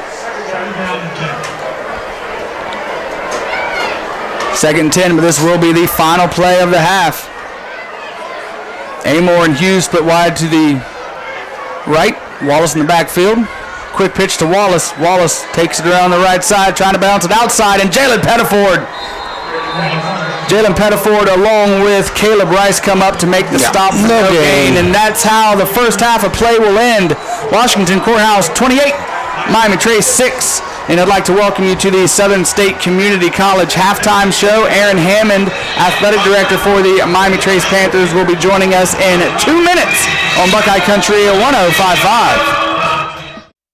Welcome back to the Southern State Community College halftime show on Buckeye Country 105.5. Aaron Hammond, athletic director of the Miami Trace Panthers, joining us now. Aaron, can you believe week 10 of the high school football season already? This season has just flown by, man. Week 10 is here, ready or not. It has been a very fast fall sports season, but it's been an enjoyable one, hopefully for our spectators and our fans, and as well for our student athletes. Doing something pretty cool here tonight, both Washington Courthouse and Miami Trace teaming together, doing a canned food drive all week long, and we got the black and blue trucks out here. Pretty cool that the guys are going to go head-to-head on the gridiron, but coming together for a good cause off the field. Well, win, lose, or draw, about 10 o'clock tonight, someone's going to win a football game, someone's going to lose a game. But for the other 364 days of the year, we're a community, and communities come together when people are in need. And it's very neat to see the two communities coming together to help fill the shelves at the bread of life, and making sure people who are in need at this time of the year have food on their tables. And we are coming up. I mean, it's Halloween weekend. Around the corner is going to be Thanksgiving, then Christmas. And this is a time of need for those canned goods and non-perishable food items. Again, it's benefiting the Bread of Life Food Pantry at the well at Sunnyside. Aaron, like I said, the fall sports season coming to a close, and not much time until basketball starts. I know a lot of schools probably getting ready to or already have started conditioning for basketball, and it just rolled right into the next, man. Well, our girls' basketball season started this morning at 6 a.m. Right. And they followed with another practice after school today. Everything else other than wrestling can get started next Friday, and then wrestling the following Friday. So winter sports are here. Fall sports are wrapping up. So there's really no downtime in the athletic world anymore. No doubt about that. And this is the inaugural year of the Frontier Athletic Conference, the first season in the athletic conference. Things shaping up all right, looking pretty good so far? Yeah, we very much enjoyed the first year of competition in the FAC. Many of the teams are familiar only with the addition of Jackson. So it's been some competitive games, some rivalries that are brewing, and it'll be interesting to see how this league develops over the next 3 or 4 years. That's my thoughts as well. It's a very bright future, and of course, one of the whoever wins the league tonight, chances are we'll go to the playoffs, either Chillicothe or Jackson. So that's pretty cool. First year of the conference, you're going to have a playoff team coming out of the conference. Well, I think it says a little bit about the strength of the conference. Football-wise, it's a strong football league, and that really extends across the other sports. But it is very neat that your conference champion is going to represent the conference in the first round of the playoffs. Aaron, appreciate your time. I know a busy night out here at Miami Trace, the last game of the season. But before I let you go, looks like progress on the schools coming along nicely? School's coming along. They're starting to do some of the exterior brick. They're starting to put in the roof on the back side in the VOAG area. So there's lots of exciting things going on. Hope to have it, I think, under roof before too many flurries start to fly. But looking at the weather forecast, they better get that done in the next couple of days. Yeah, that could be sooner than later. Talking with Aaron Hammond, athletic director of the Miami Trace Panthers, on the Southern State Community College halftime show. Frontier Athletic Conference and some sports outside of football. Of course, sometimes we garner everything around high school football. We have the games of the week, we have the scoreboard show, and sometimes we feel like we leave out some of the other sports. In District 14 volleyball, the coaches named their all-district teams. The player of the year in District 14 was Logan Elm's Macy Rhodes. Miami Trace's Erica Marshall was named to first team honors. Washington Courthouse's Hannah Haythcock made second team. Chillicothe's Dalen Fry and Sophie Falkerson made second team. And McLean's Shaden Pitzer, she got second team. Union High School's Natalie Stawley was co-coach of the year. Washington Courthouse High School's Faith Coble got honorable mention in Division IV All-District Volleyball. Hillsborough High School's Sydney Bobbitt also got honorable mention. Washington Courthouse's Delaney Greer, honorable mention as well. In the Frontier Athletic Conference All-League Honors, boys and girls soccer and volleyball, first starting in boys soccer, Christian Brown from Chillicothe was the player of the year. Also from Chillicothe making All-Frontier Athletic Conference, Matthew Deddy and Alec Bevers. Jackson had Kenneth Paget, Garrett Gearing, and Stephen Benson on All-League Honors. Hillsborough's Marshall Ward and Peyton Bell. Miami Trace's Preston Huff and Drew Batson. Courthouse's Jack Luby, Blaze Thais, and Brett Lewis made first team All-Soccer. The girls' soccer player of the year went to Mika Johnson from Jackson. First team honors from Chillicothe, Addie Ursuline, Malia Johnson, Chelsea Crabtree, Avery Robinson, and Jayla Brown. Jackson's Kirsten Cooper made first team. Hillsborough's Callan Myers and Maddie Marsh. McLean's Carissa Nebergall and Kerrigan Pollard made first team honors. Becca Ratliff from Miami Trace. Washington's Taylor Smith. And in Frontier Athletic Conference Volleyball All-League Honors, player of the year was Dalen Fry from Chillicothe. Also, Sophie Fulkerson from Chillicothe made All-League Honors. Jackson's Abby Munn and Melinda Ruggles. McLean's Shaden Pitzer. Miami Trace's Erica Marshall and Diamond Baker. And Washington Courthouse's Hannah Haycock and Faith Coble making All-League Honors. And of course, as soon as they wrap up Week 10, next week they will be announcing the football All-League Honors, and I believe, Steve, I think I'm correct on this, for the first time, I know in the SCOL, there was no Player of the Year. I think they have decided to have a Player of the Year in the Frontier Athletic Conference. Oh, really? I believe they have. Never heard of that. We'll have to, talking with Dan Ramey, the voice of the Chillicothe Cavaliers, because, of course, he's pushing his guy, Brandon Loffmer, from the Chillicothe Cavaliers. By the way, Steve, I don't know if you heard the score update, but that Jackson-Chillicothe score is still tied at 14 right now, just getting underway in third quarter action. And it looks like Hillsborough is now up 36-13 in the third quarter. Of course, those scores brought to you by Highland District Hospital. Steve's back, and that means we're going to take a quick break, and we'll be back with first half stats from this evening's ball game. Again, your score 28-6. Washington Courthouse leads Miami Trace back in 60 seconds. This is the Southern State Community College halftime show on Buckeye Country 105.5. Back to the Southern State Community College halftime show. Again, your score here, Washington Courthouse leads Miami Trace 28-6. Quick update from McLean as that game, the third quarter, has already started, and Hillsborough now leads McLean 42-13.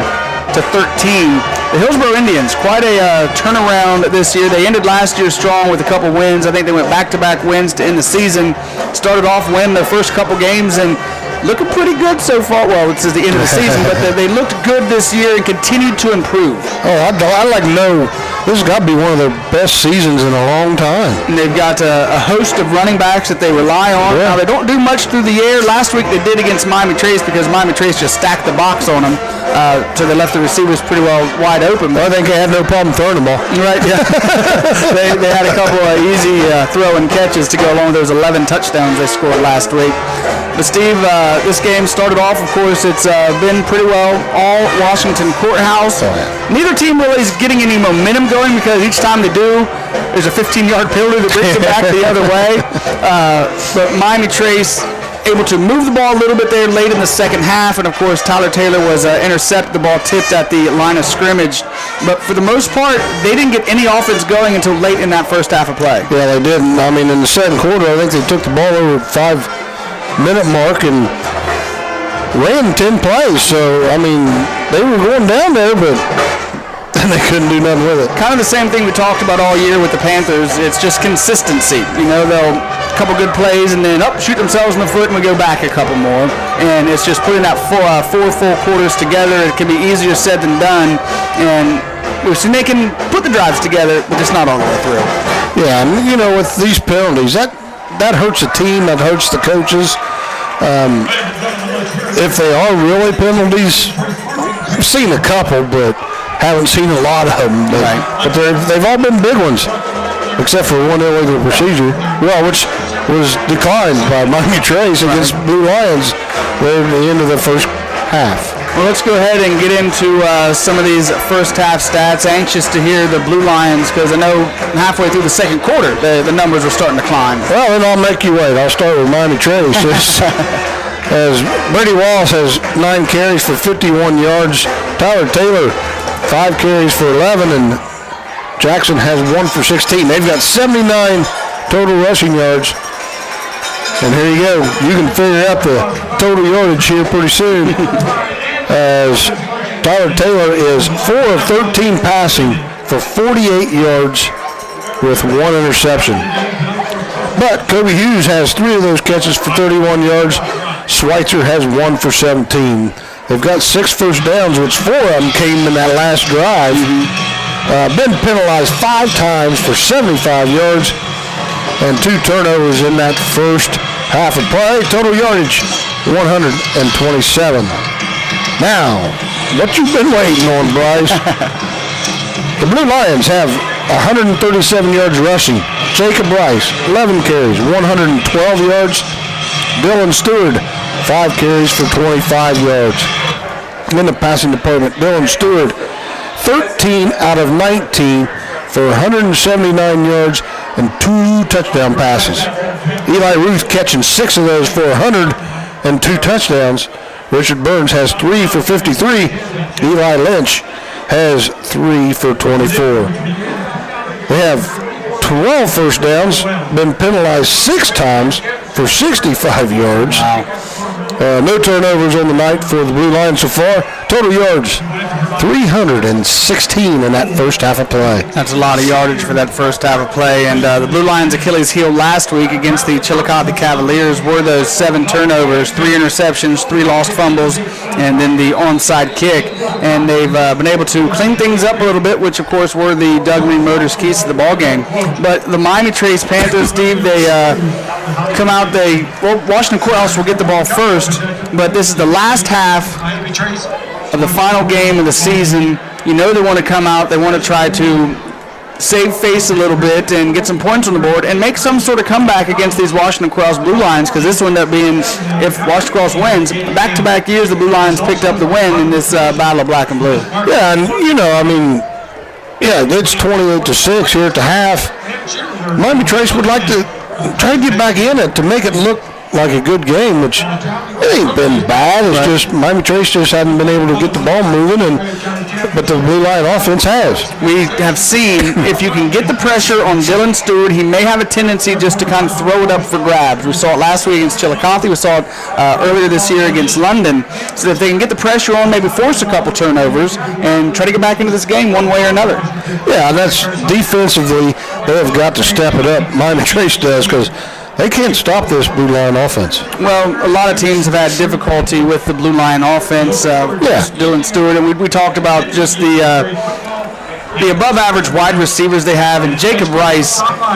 Dylan Stewart, he gets most of we talk about him the most. He handles the ball the most. He's got that breakaway speed. But Jacob Rice, I believe he's an unheralded running back for these Blue Lions, who's just an incredible rusher. Oh, very good rusher, running back. And Dylan Stewart's doing it with his arm tonight. He's not rushing the yard, and that gives credit to the offense and the receivers getting open, and then the defense is letting down. And we talked about it early on in that first half, the maturity he's showing at quarterback now. Yeah. Times where he used to automatically pull it in and go, tuck it and go, he's waiting for the play to develop, buying time and finding the open receiver. Yeah, exactly. He's reading the defense when he goes up there, and I think he's got something in mind. Of course, when he's got Eli Ruth and Eli Lynch, Eli Ruth having an excellent game tonight. You get the ball close to him, he's going to come down with it. I know that one pass up the sideline that got called incomplete. Just a beautiful catch up the seam there, but we got the second half of play left for the final game in the Frontier Athletic Conference for the 2017 high school football season. Mixed emotions right now. It's one of those like, oh my gosh, it's week 10 already. We get a break before basketball, but of course we love doing what we do, coming up here each and every Friday night. Oh yeah, I just wish they played 20 games of football. We will have 20 broadcast games worth of basketball. Our basketball season starts on November 30th, so we get quite a little layoff as the clock is winding down on the Southern State Community College halftime show One more timeout, and we'll be back with the third quarter kickoff. We're back in 90 seconds on Buckeye Country 105.5. Hey, right back in the studios on the ones and twos this evening. Always makes the nights extra special for us up here in the press box. Thank you for joining us on the Southern State Community College halftime show. Big thanks to Aaron Hammond, athletic director for the Miami Trace Panthers, for joining us. And Steve, of course, they were trying to stuff the trucks, canned food items and non-perishable food items, benefiting the Bread of Life at the well at Sunnyside, and looks like they had a pretty good turnout for that. Looks like they donated quite a few canned goods this week. Way to go, Miami Trace. Good job. Courthouse. Got a third quarter score. Chillicothe 17, Jackson 14. Ooh, a field goal. We saw how good the specials can be. And we are back with quarter number 3 as the Blue Lions are set to receive. Miami Trace won the toss at the beginning of the game and elected to receive. Caleb Rice, Eli Ruth back deep to receive the kickoff from Shoemaker. Justin Shoemaker set to boot it away for the Panthers, and it's a squib kick. The hands team, and a nice job by Tristan Ewell of coming up with a football as he ended up corralling it right around the 40-yard line.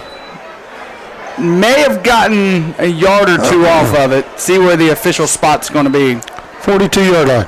The 42. So Blue Lions start 1st and 10 from their own 42-yard line. Quarter number 3. The battle of black and blue. You've been a part of this game a time or two, haven't you? Oh, my. I couldn't tell you how many years. Between playing and broadcasting, it's been a lot of them. No doubt about it. And how great is it, Blue Lions sidelines or their stands, people coming out, getting some food, getting back in their seats. But the entire town comes out for something like this. Pretty special stuff. Yeah, they do. They fake the handoff to Rice, and they give it a quick pitch to the receiver coming out of the Caleb Rice. position. And Caleb Rice with it, and he's up to the 46-yard line. We gain a 4 on the play. We call that a complete pass, don't we? Or is that a rush where they do the little quick pitch? Just it was a 3-yard pitch is what it was, but it was forward. Yeah. As we're seeing Caleb Rice on the offensive side for the first time tonight. Eli Lynch split wide to the left. Caleb Rice in motion right to left. Handoff goes to Jacob Rice right up the gut, and he's got daylight. He's at the 45-40. Bowls over Schweitzer. Schweitzer holds on. Jacob Rice taken down inside the 40-yard line, marking him at the 39 of the Panthers.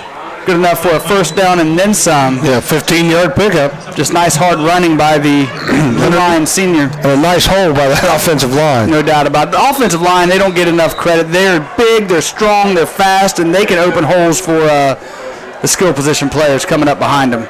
Stewart, Rice again, this time going off the left tackle. Taken down inside the 35-yard line. Mark him at the 33. Well, a gain of 8 yards. Make it 7. They back it up. They did back it up. Well, they've been doing that to us quite a bit, haven't they? Brings up 2nd down and 3, just underway in quarter number 3. And Steve, the temps are starting to drop a little bit up here. Yes, it is. You put on your pullover, and I didn't get to mine just yet. Dylan Stewart swing pass to Richard Burns Jr. Burns tripped up about the 30-yard line. I believe that was Luke Henry. That was Henry. 53 coming up with the tackle there. Nice job shoestring of getting the big Burns down. 6'5", 230 pounds. 3rd and inches for the Blue Lions. Again, they lead 28-6. Burns and Lynch. McCain to the left. Ruth to the right. Jacob Rice gets the handoff up the gut. Rice has a first down and then some. He's at the 20-yard line, the 15-yard line. Dropped at about the 15 for another big gainer for the Miami Trace senior. Actually, we're marking about the 14-yard line. Nope, it's 15. 2 minutes into this third quarter of play. After the ball game tonight, Steve and I will announce the Great Oaks Career Campus Student Athlete of the Game.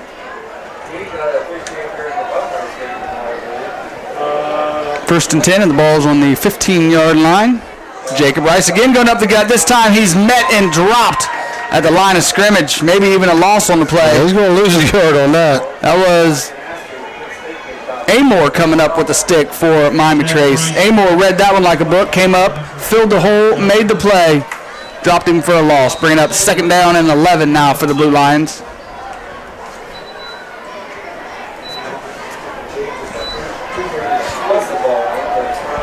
Twins to either side of the field. Lynch to the left.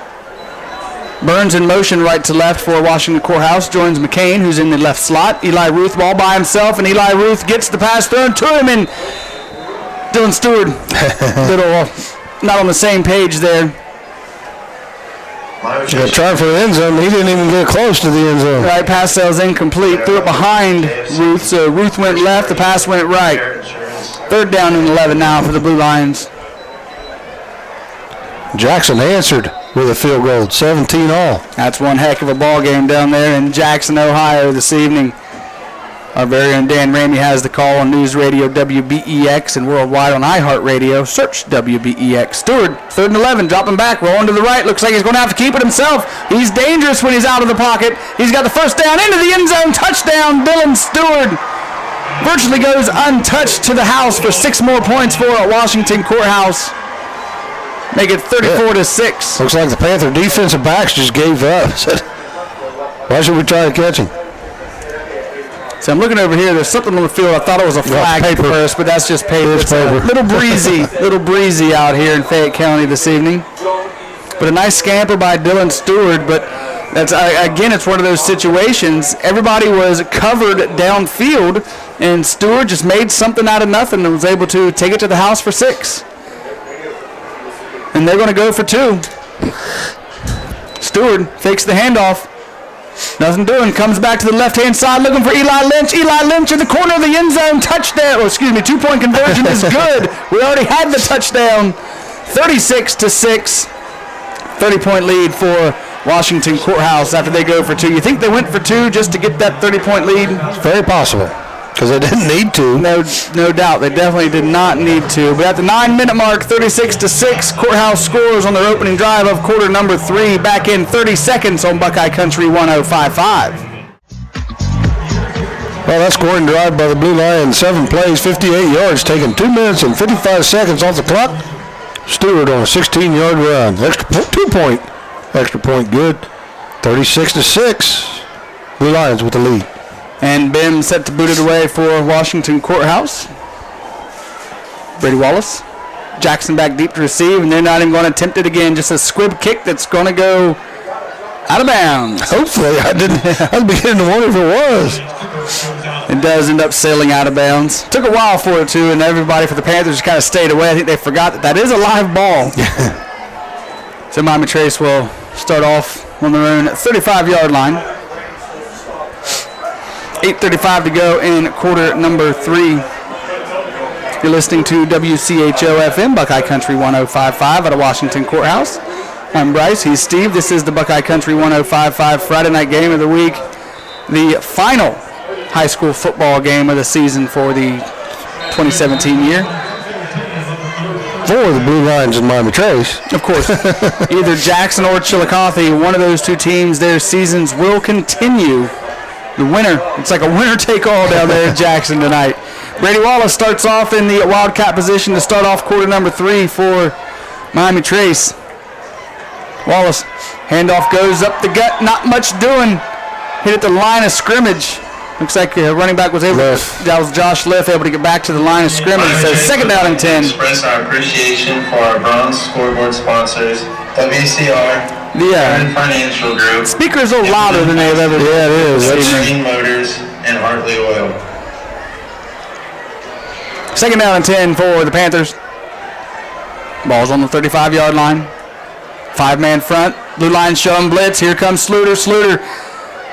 The running back's able to sidestep him, but Caleb Rice able to get a hold of Wallace. Wallace, short gain on the play. They gave him gain about 3 on the play. Brings up 3rd down and 7 for Miami Trace. I'm going to give him 4. The way they marked it. That was a nice job of Caleb Rice coming around the end there and coming into the line of scrimmage to trip up Brady Wallace.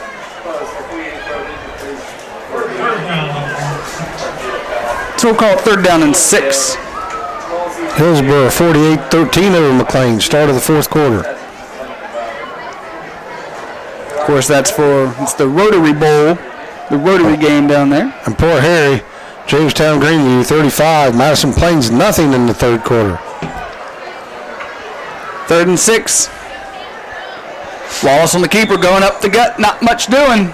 It's going to bring up 4th down for the Miami Trace Panthers. They give him about a gain of 1 on the play. Yep. Brings up 4th down and 5 for Miami Trace. Doesn't look like, well, Caleb Rice trying to decide, do I drop back to receive the punt? What are they going to do with it? Brady Wallace out of the gun. He will drop back a couple more steps, about 7 yards back from the line of scrimmage. Wow. He had one blocked earlier. He's going to roll out. He's looking to throw. He's got Kobe Hughes at midfield. That's first down. First down. And Kobe goes to the ground as he had to go to his knees to catch the ball and popped up and then went right back down to the ground. Hate to see that because he's squirming around right now. That was a non-contact injury. He looks to be in some pretty serious pain, Steve. As there was a fake punt as Kobe Hughes was just settled down right about midfield. It was a low pass. He dropped to his knees to catch it and hopped up and then went right back down to the ground. Hopefully it's just something like a cramp or something. That's what it looks like. Unless he pulled a hamstring, which that hurts.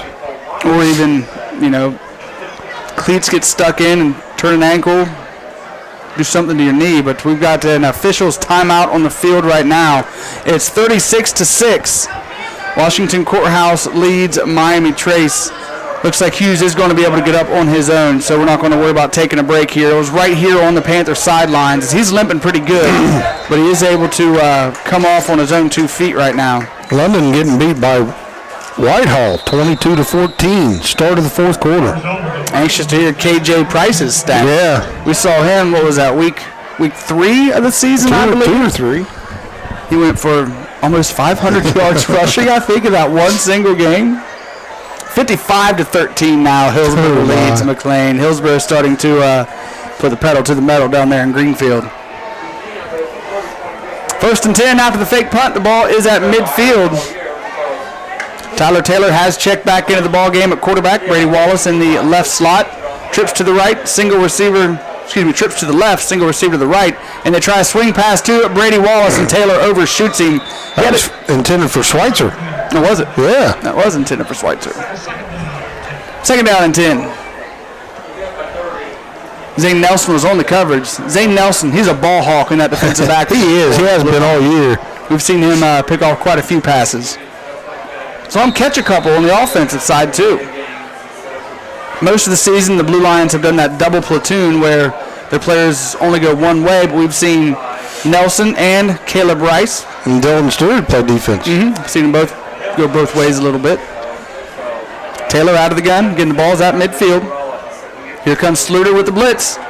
Taylor rolling out to the left, not much doing, and he's going to be dropped right back at the line of scrimmage once again. Sluter came a long way, also went on the tackle for Washington Courthouse. Trenton Heneyes. Tristan Ewell, Chase Sluter, Jalen Pettiford, Heneyes, Leisure, Marcel Garrett. Blue Lions have a very tough defense. They do. They're slanting and they're big and they can move. 3rd down and 10 now as we're coming up on the 4-minute mark of quarter number 3. Trips out to the right, Schweitzer. In the slot. In motion is Schweitzer right to left. Taylor looking to go across the middle, and it's intercepted by Leisure at the 35-yard line. He's at the 40, 45, 50. Ooh, and he's hammered. Hammered just shy of the 45-yard line. Whew, he took a lick. Yeah, he did. He paid the price for picking off that pass. But a nice job of Garrett Leisure being in the right place at the right time as Tyler Taylor threw into double coverage, looking for Brady Wallace right up the middle of the field. Yeah, making that hit was B.J. Andrews. And that was a big stick. That was helmet right in the chest. 1st and 10 for Washington Courthouse. As the officials huddling up once again. Was that the second turnover for third turnover of the night? Yeah, remember they called a fumble that. That's right. Really don't know if it was. It was in the pile, and forward progress probably was already stopped. 3.5 to go, third quarter action. 36-6. Washington Courthouse leads Miami Trace. Trips to the short side of the field, twins to the other side, and they're coming back. Dylan Stewart looking for Eli Lynch. Lynch, the 45-40, cuts back inside. Forward progress should stop him at the 40-yard line. They're going to mark him at the 39. We're going to bring up second down and about 4 for the Blue Lions. No, they put it at the 40. They did put it at the 40. Looked like the official on our side was marked at 39. Lynch to the left. McCain and Ruth to the right. McCain in motion, right to left. Jacob Rice gets the handoff up the gut, and he's got some daylight. Good enough for a first down. Taken down inside the 35, just shy of the 30-yard line. I think they're going to give him 9 yards on the carry. Mark it at the 31. First and 10 for Washington Courthouse, marching into Panther territory. Again, just a nice hard run by Jacob Rice, but the hole he had to run through in that play was incredible. Following his blockers, following the big boys up front, and McCain was the lead blocker coming through. Twins to the right, Lynch to the left. Jacob Rice gets the ball up again. Another hole. Going up the gut, pushing his way forward inside the 25-yard line. Just shy of the first down marker. Yeah, gave 7 or 8 on the play. Another big gainer for the senior running back for the Blue Lions, bringing up second down and 2 for Washington Courthouse. 2 minutes to go in this third quarter of play.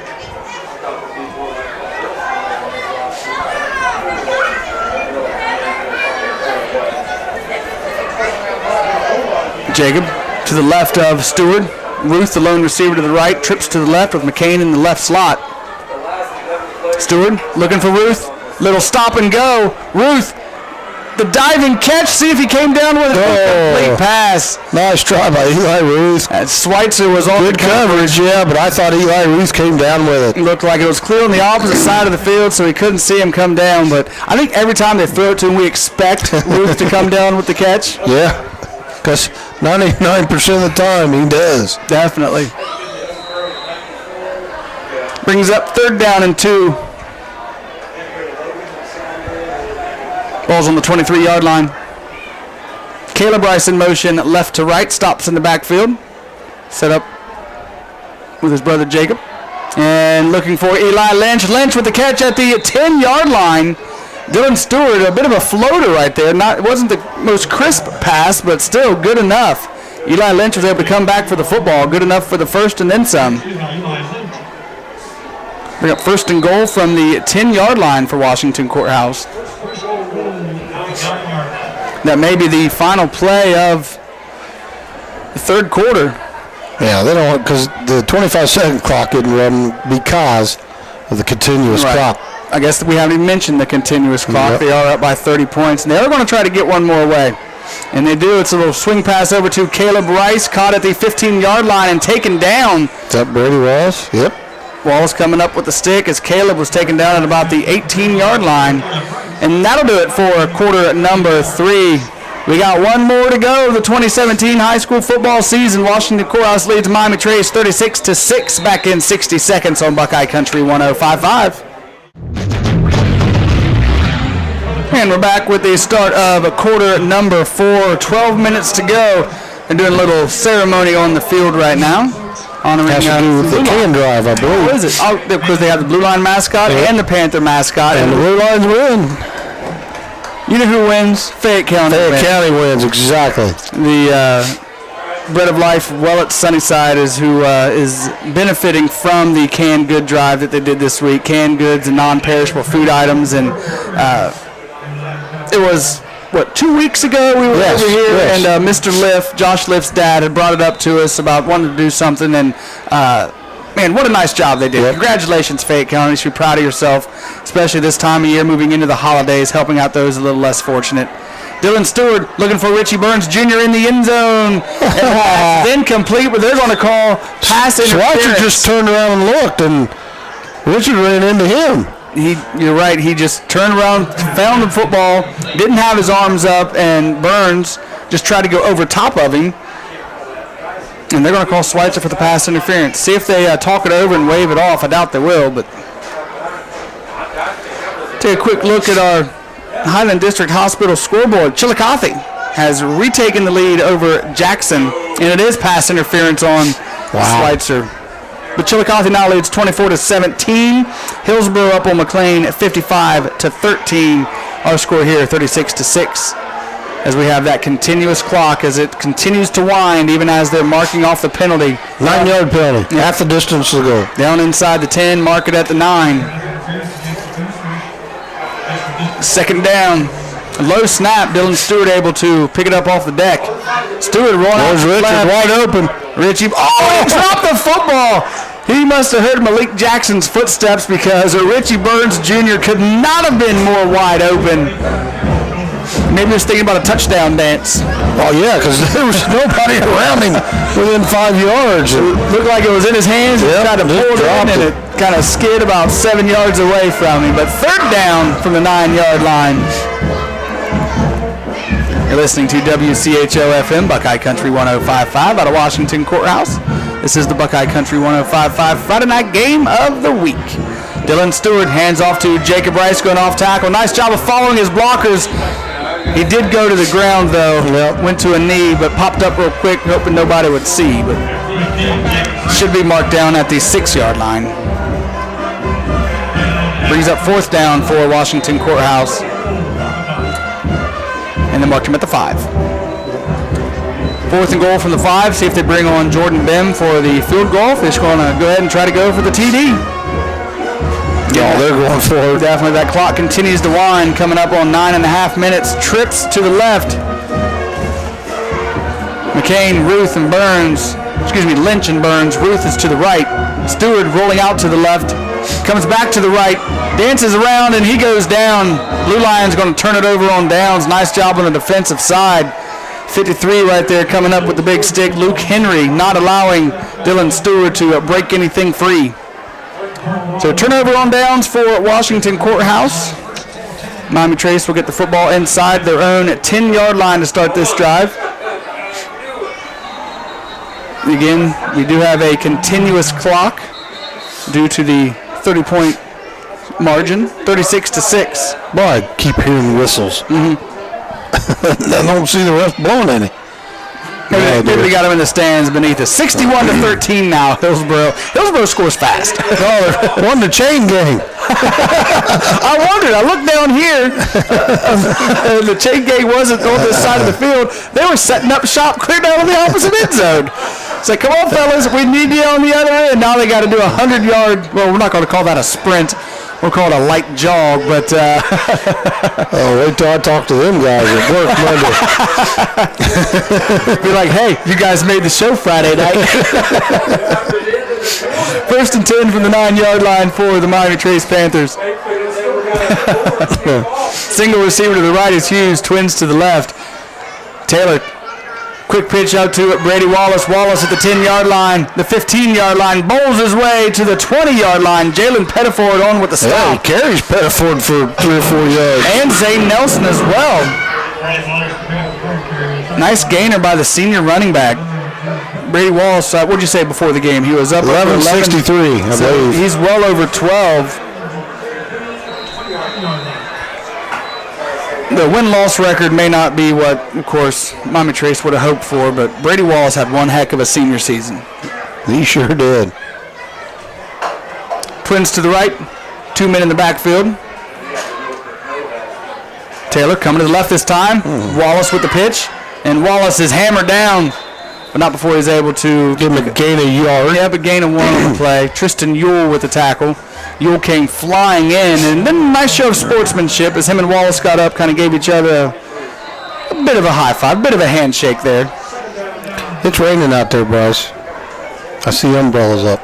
We're inside the press box. We're cool. And the wind's behind us anyway. Yeah, so we're going to be all right. But the temperatures definitely dropped. It ended up being a beautiful afternoon.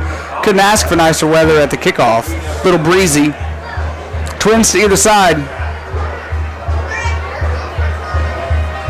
Second down and 9. Tyler Taylor rolling out to the right. Looking for Hughes. Undershoots the intended receiver. Incomplete. Third down and 9.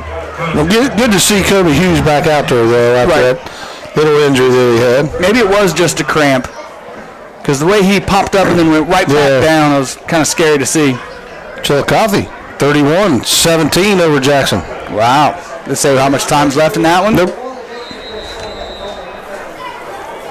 Chillicothe, I don't believe, has won a conference championship since 1990, back in the when they were in the OCC. Of course, Jackson last year, they won the title in the, SEOAL, I believe. I forget what it was. That was just a three-team league that they came from. Third down and 9. Timeout, Miami Trace. Timeout on the field, like Steve said. 6:50 to go in the ball game. 36-6. Washington Courthouse leads the Panthers. We'll be back in 30 seconds after this timeout on Buckeye Country 105.5. Our man Harry Wright back in the studios on the ones and twos. Love that music. No doubt about it. Something about that bumper music really just it changes everything. It's just the slightest little thing, but definitely always puts a smile on our face. Back to action here. Third down and 9. Tyler Taylor out of the gun. Single step back behind him is Liff. Trying for the quick hitter too. Hughes, and Hughes can't come up with it. Pass falls incomplete, nearly intercepted. Yeah, exactly. That'll bring up fourth down and 9 now for Miami Trace. Looks like they're going to go ahead and bring on the punt team.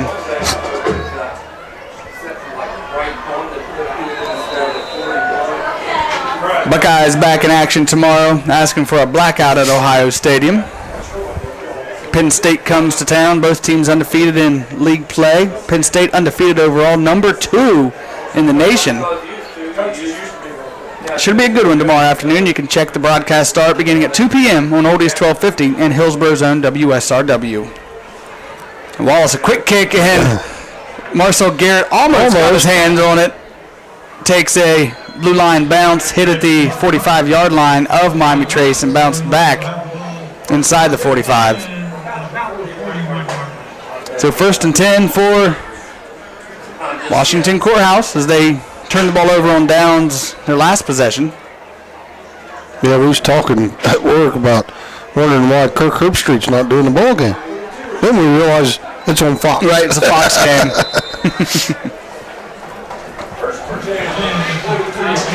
First and 10, ball's marked on the, the 42-yard line?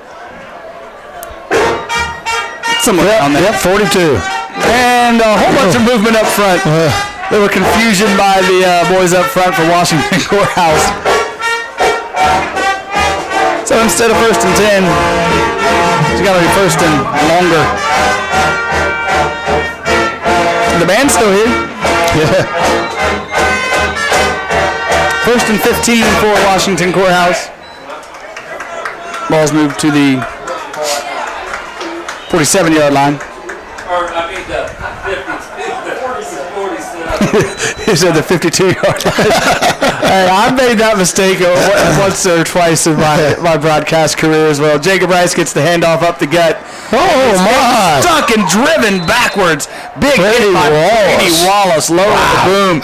You think he may have taken out a little aggression on that tackle right there? That was a perfect form tackle. You don't see that very often anymore. Nice job, Brady Wallace. Short gain on the play.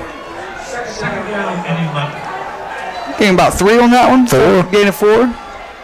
Stewart dropping back to pass, looking for Eli Ruth. Ruth makes the catch. And another form tackle by Brady Wallace, but this one's good enough for a first down as they're going to mark him at the 27-yard line.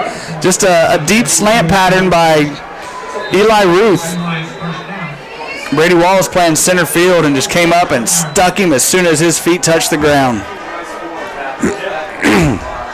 First and 10 from the 27. Trips to the right. Single receiver is Eli Lynch to the left. Jacob Rice in the backfield with Dillon. Panthers showing blitz. They bring the blitz. Handoff goes up the gut to Jacob Rice. He's at the 20. 15. Taken down at about the 14-yard line. Good enough for another Blue Lion first down.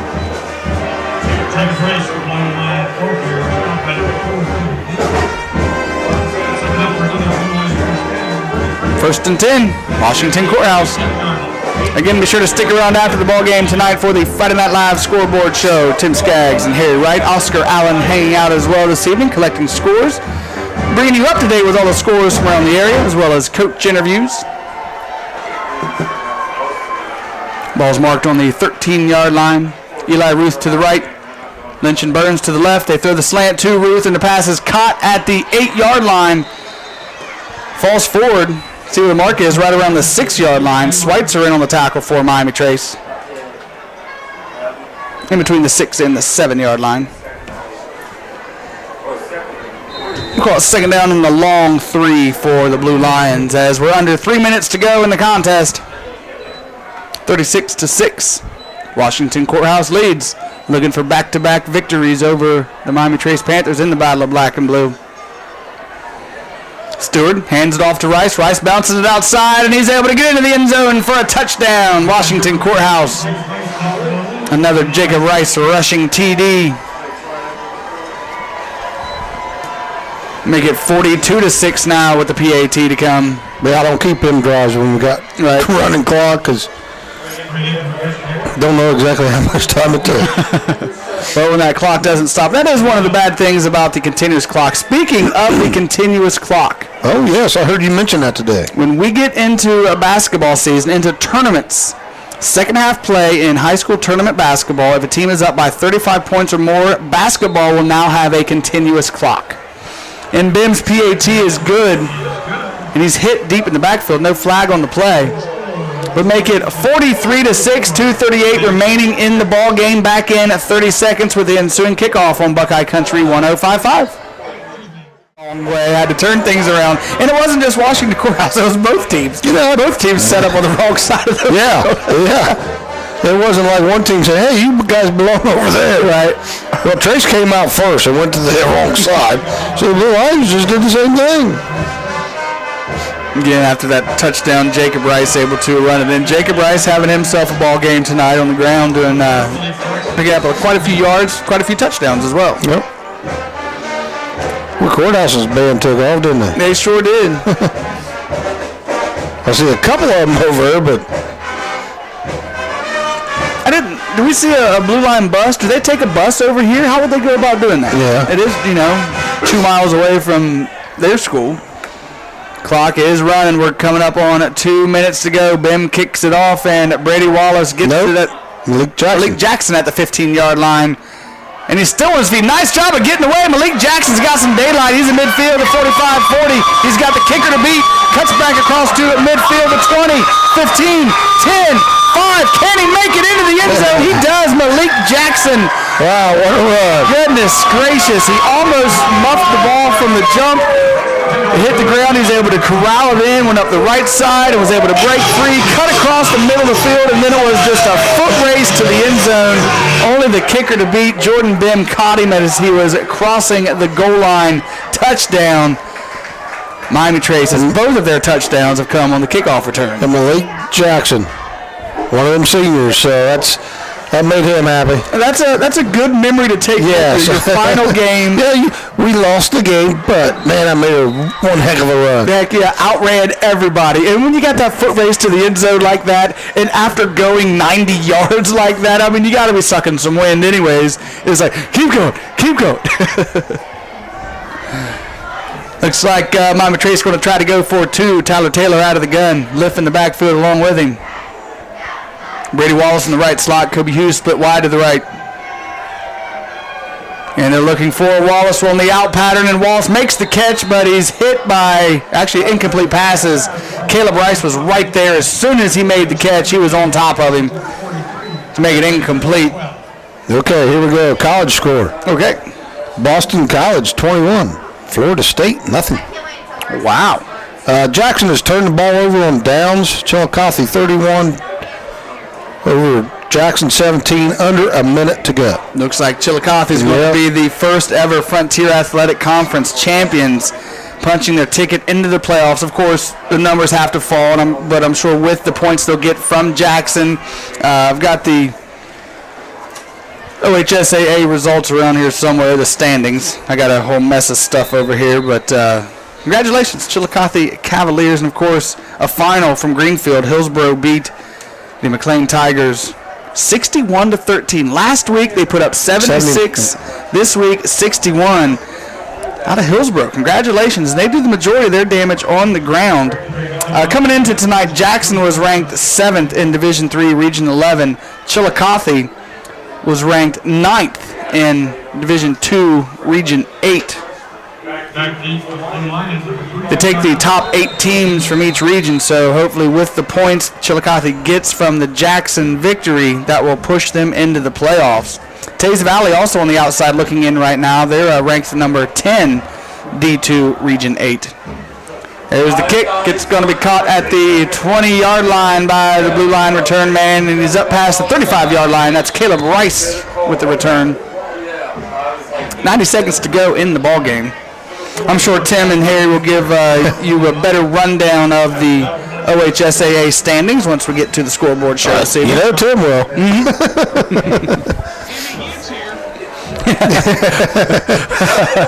If he gets there. Very good. We may have to hurry back to the studios and sit in on a scoreboard show with Harry.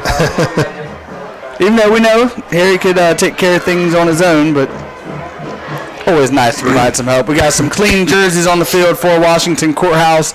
Brand new quarterback number 14, Tyrus Verts, freshman QB, taking the snaps now for Washington Courthouse. The ball carrier is number. Is that 43? Chance Hall, maybe? Timeout. Number 40 with the carry. Jaden Fettig, 5'10", junior running back. Timeout on the field. We're going to go ahead and just keep it right here with just 60 seconds remaining in the ball game. Didn't get a chance to mention anything to assistant coach Alan Preston, see if he wanted to come down and chit chat with us. I saw him, so I'm sure. I didn't say anything. I'm sure he will. Yeah, he knows we're here. I talked, waved hello to him when I was talking with Coach Williams before the ball game. I did get my very first tour of the Miami Trace locker rooms before the game today, which once the new field is put up, the plan is that will be turned into the visitors' locker room. Right, yeah. That's pretty nice digs they got over there. Pretty nice weight room in there. Whistles, penalties up front. Illegal procedure, but the clock still runs. Yep, it's going to go against the blue line, so mark them back. 40 seconds remaining in the ball game.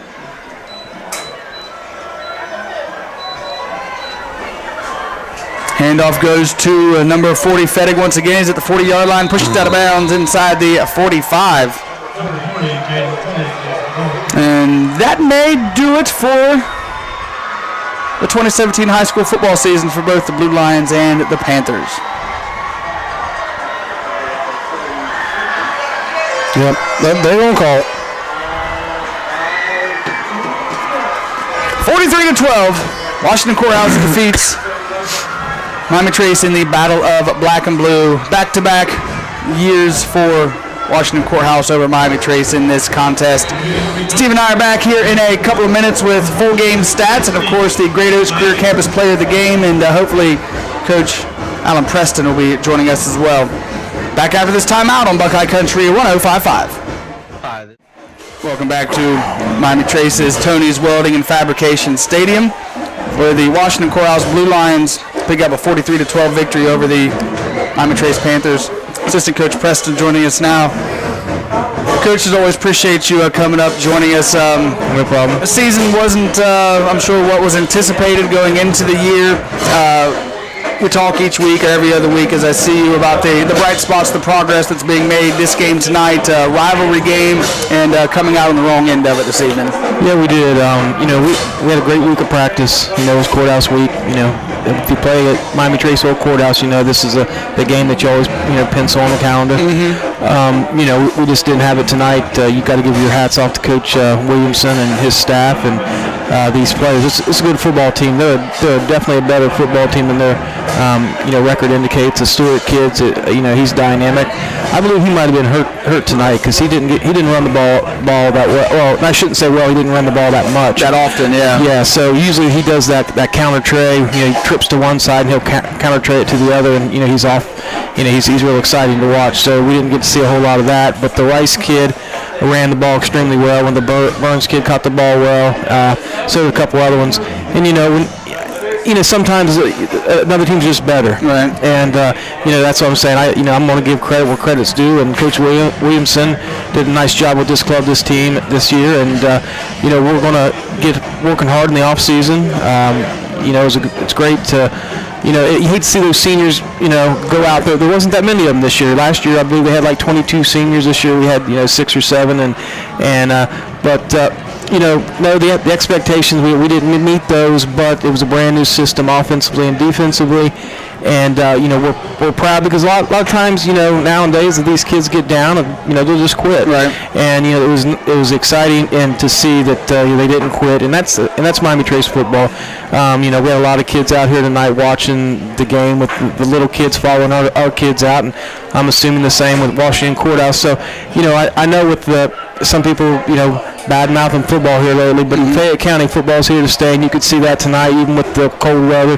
The fans were here, the stands were packed, and I think both high schools represented themselves well, and the communities both communities are very proud of that. And you brought up losing 22 seniors off of last year's squad, coming in with that new system. It's almost like you're starting under the 8 ball a little bit, yep. And you could always, there's the we don't rebuild, we reload, but sometimes that's easier said than done. And you brought up just the young kids out here. Steve brought it up before the game started. The tunnel that your boys ran through was lined with 7, 8, 9, 10-year-old kids out there wearing the Panther jerseys, and get the kids started early like that, get them buying into the program, and hopefully they stick around and the program continues to grow. Because, the past couple years, Miami Trace has always, been up at the upper tier or whatnot, just a down season this year, but hopefully it's just a short-lived downturn and the numbers continue to grow and move in the right direction. Yeah, absolutely. And, you have to look back at it. Steve Vermillion there, he was my junior high coach. And, he played on that great team, I believe, when they went to the regionals in the 82. And it's teams like that that when you grow up like I did, and you look up to players like that, you want to be a part of that that foundation. And and you can go through a couple classes that are down, but still it's the same hard work. It's the same desire, the same will. So this might be a bump in the road, but this is no indication of how strong our program actually is. And our program has been strong for quite some time. It's going to be strong for a long time, and hopefully here next year you'll see a brand new field turf is what I'm hearing. So again, when a team comes in here and they beats us, you have to give credit to them. You don't have to like it. Rome's not built in a day, right? But what you got to do is you got to build something every day. So what we're going to do is we're going to, this off season, we're going to take our 30 days off. The other kids that are going to wrestle or play basketball or swim, they'll do that. But the other ones, we've made that commitment to be in the weight room to start getting better. And, we're down right now, but we're not out. And, we're ready to get started again. Before I let you go, like you said, not a lot of seniors, but those seniors, I know Coach Williams' first year, I talked with him before the ball game. Talked about just tonight being an emotional night. Yes, it is. Getting close to those players and having to leave. And a senior like Brady Wallace, who's been your everything this year, and he was able to return a 91-yard kickoff tonight. And losing somebody like that, all the seniors, it's got to be a tough night. Yeah, it is. And I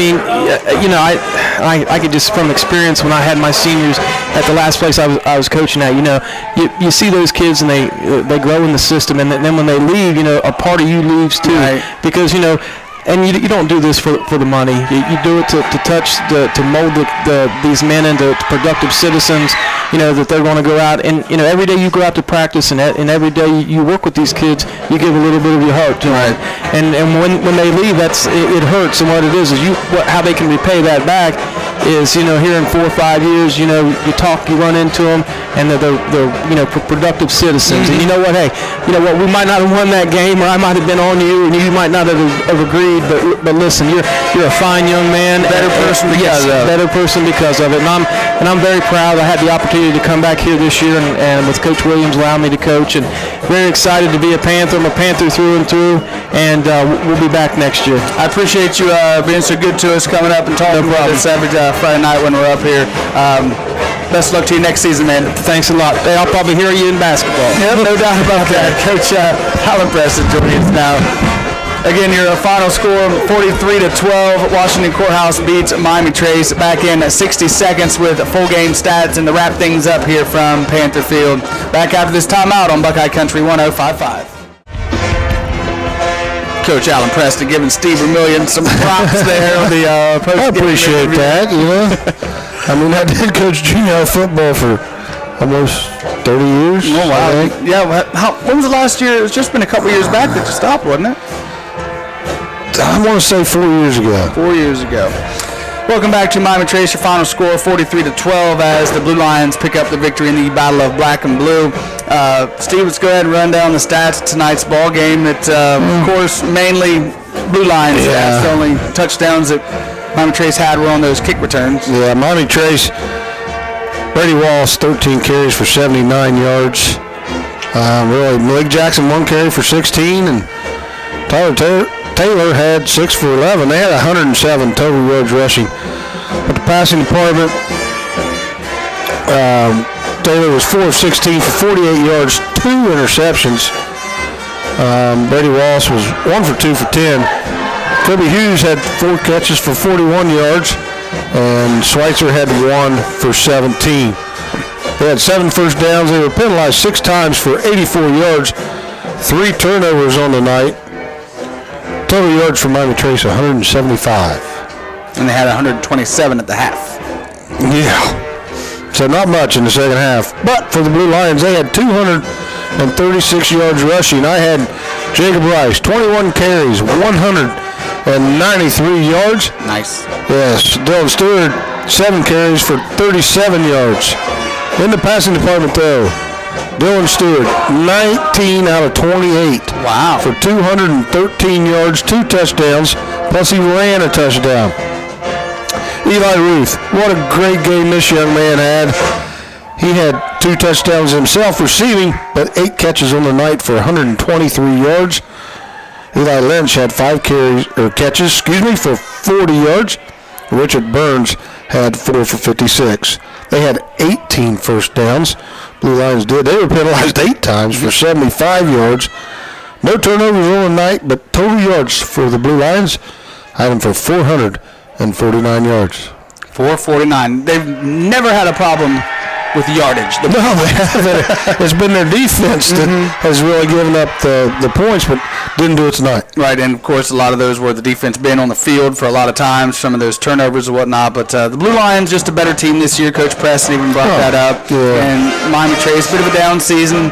I'm sure you heard him say 22 seniors graduated last year. Yeah, bunch. Only returned, I think, 6 seniors, and I don't think many of them even had letters or whatnot, but Brady Wallace, an incredible season. Hate to see him go. What a great season for the Miami Trace senior and all the seniors here. Their final game tonight. We've all been through it. It's a sad night for them guys never being able to step back on the gridiron again. Yeah, it is. And, like Coach Preston said, we went to the playoffs. My senior year the first time Miami Trace did. And, even then, that last game, you get defeated. You want to keep going. You don't want to take that uniform off when the game's over. You have to. You definitely have to. Well, that's going to do it for at least our side of the 2017 high school football season. The Chillicothe Cavaliers are the Frontier Athletic Conference champions. They still are waiting, but more than likely will end up punching their ticket into the playoffs. Before we go, the Frontier Athletic Conference, the Great Oaks Career Campus student athlete of the game, I say Jacob Rice had one heck of a ball game. I was thinking the same thing. Jacob Rice did. What did I say? 21 carries, 193 yards, 2 touchdowns, a 40-yard run, and the first one was a 15-yard run. So good night for Jacob Rice. Congratulations, Jacob Rice, the Great Oaks Career Campus Student Athlete of the Game. And, that's it for football. We'll see you November 30th when basketball kicks off. Little break there. Well, I should say when basketball tips off. There you go.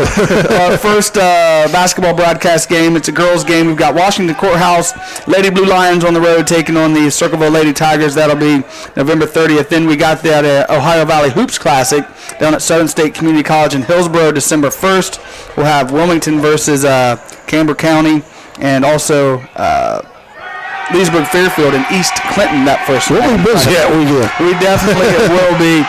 We want to go ahead and hand things over to the Friday Night Live scoreboard crew. Tim Skaggs, Harry Wright, Oscar Allen. Boys, take it away. That'll do it for us on Buckeye Country 105.5.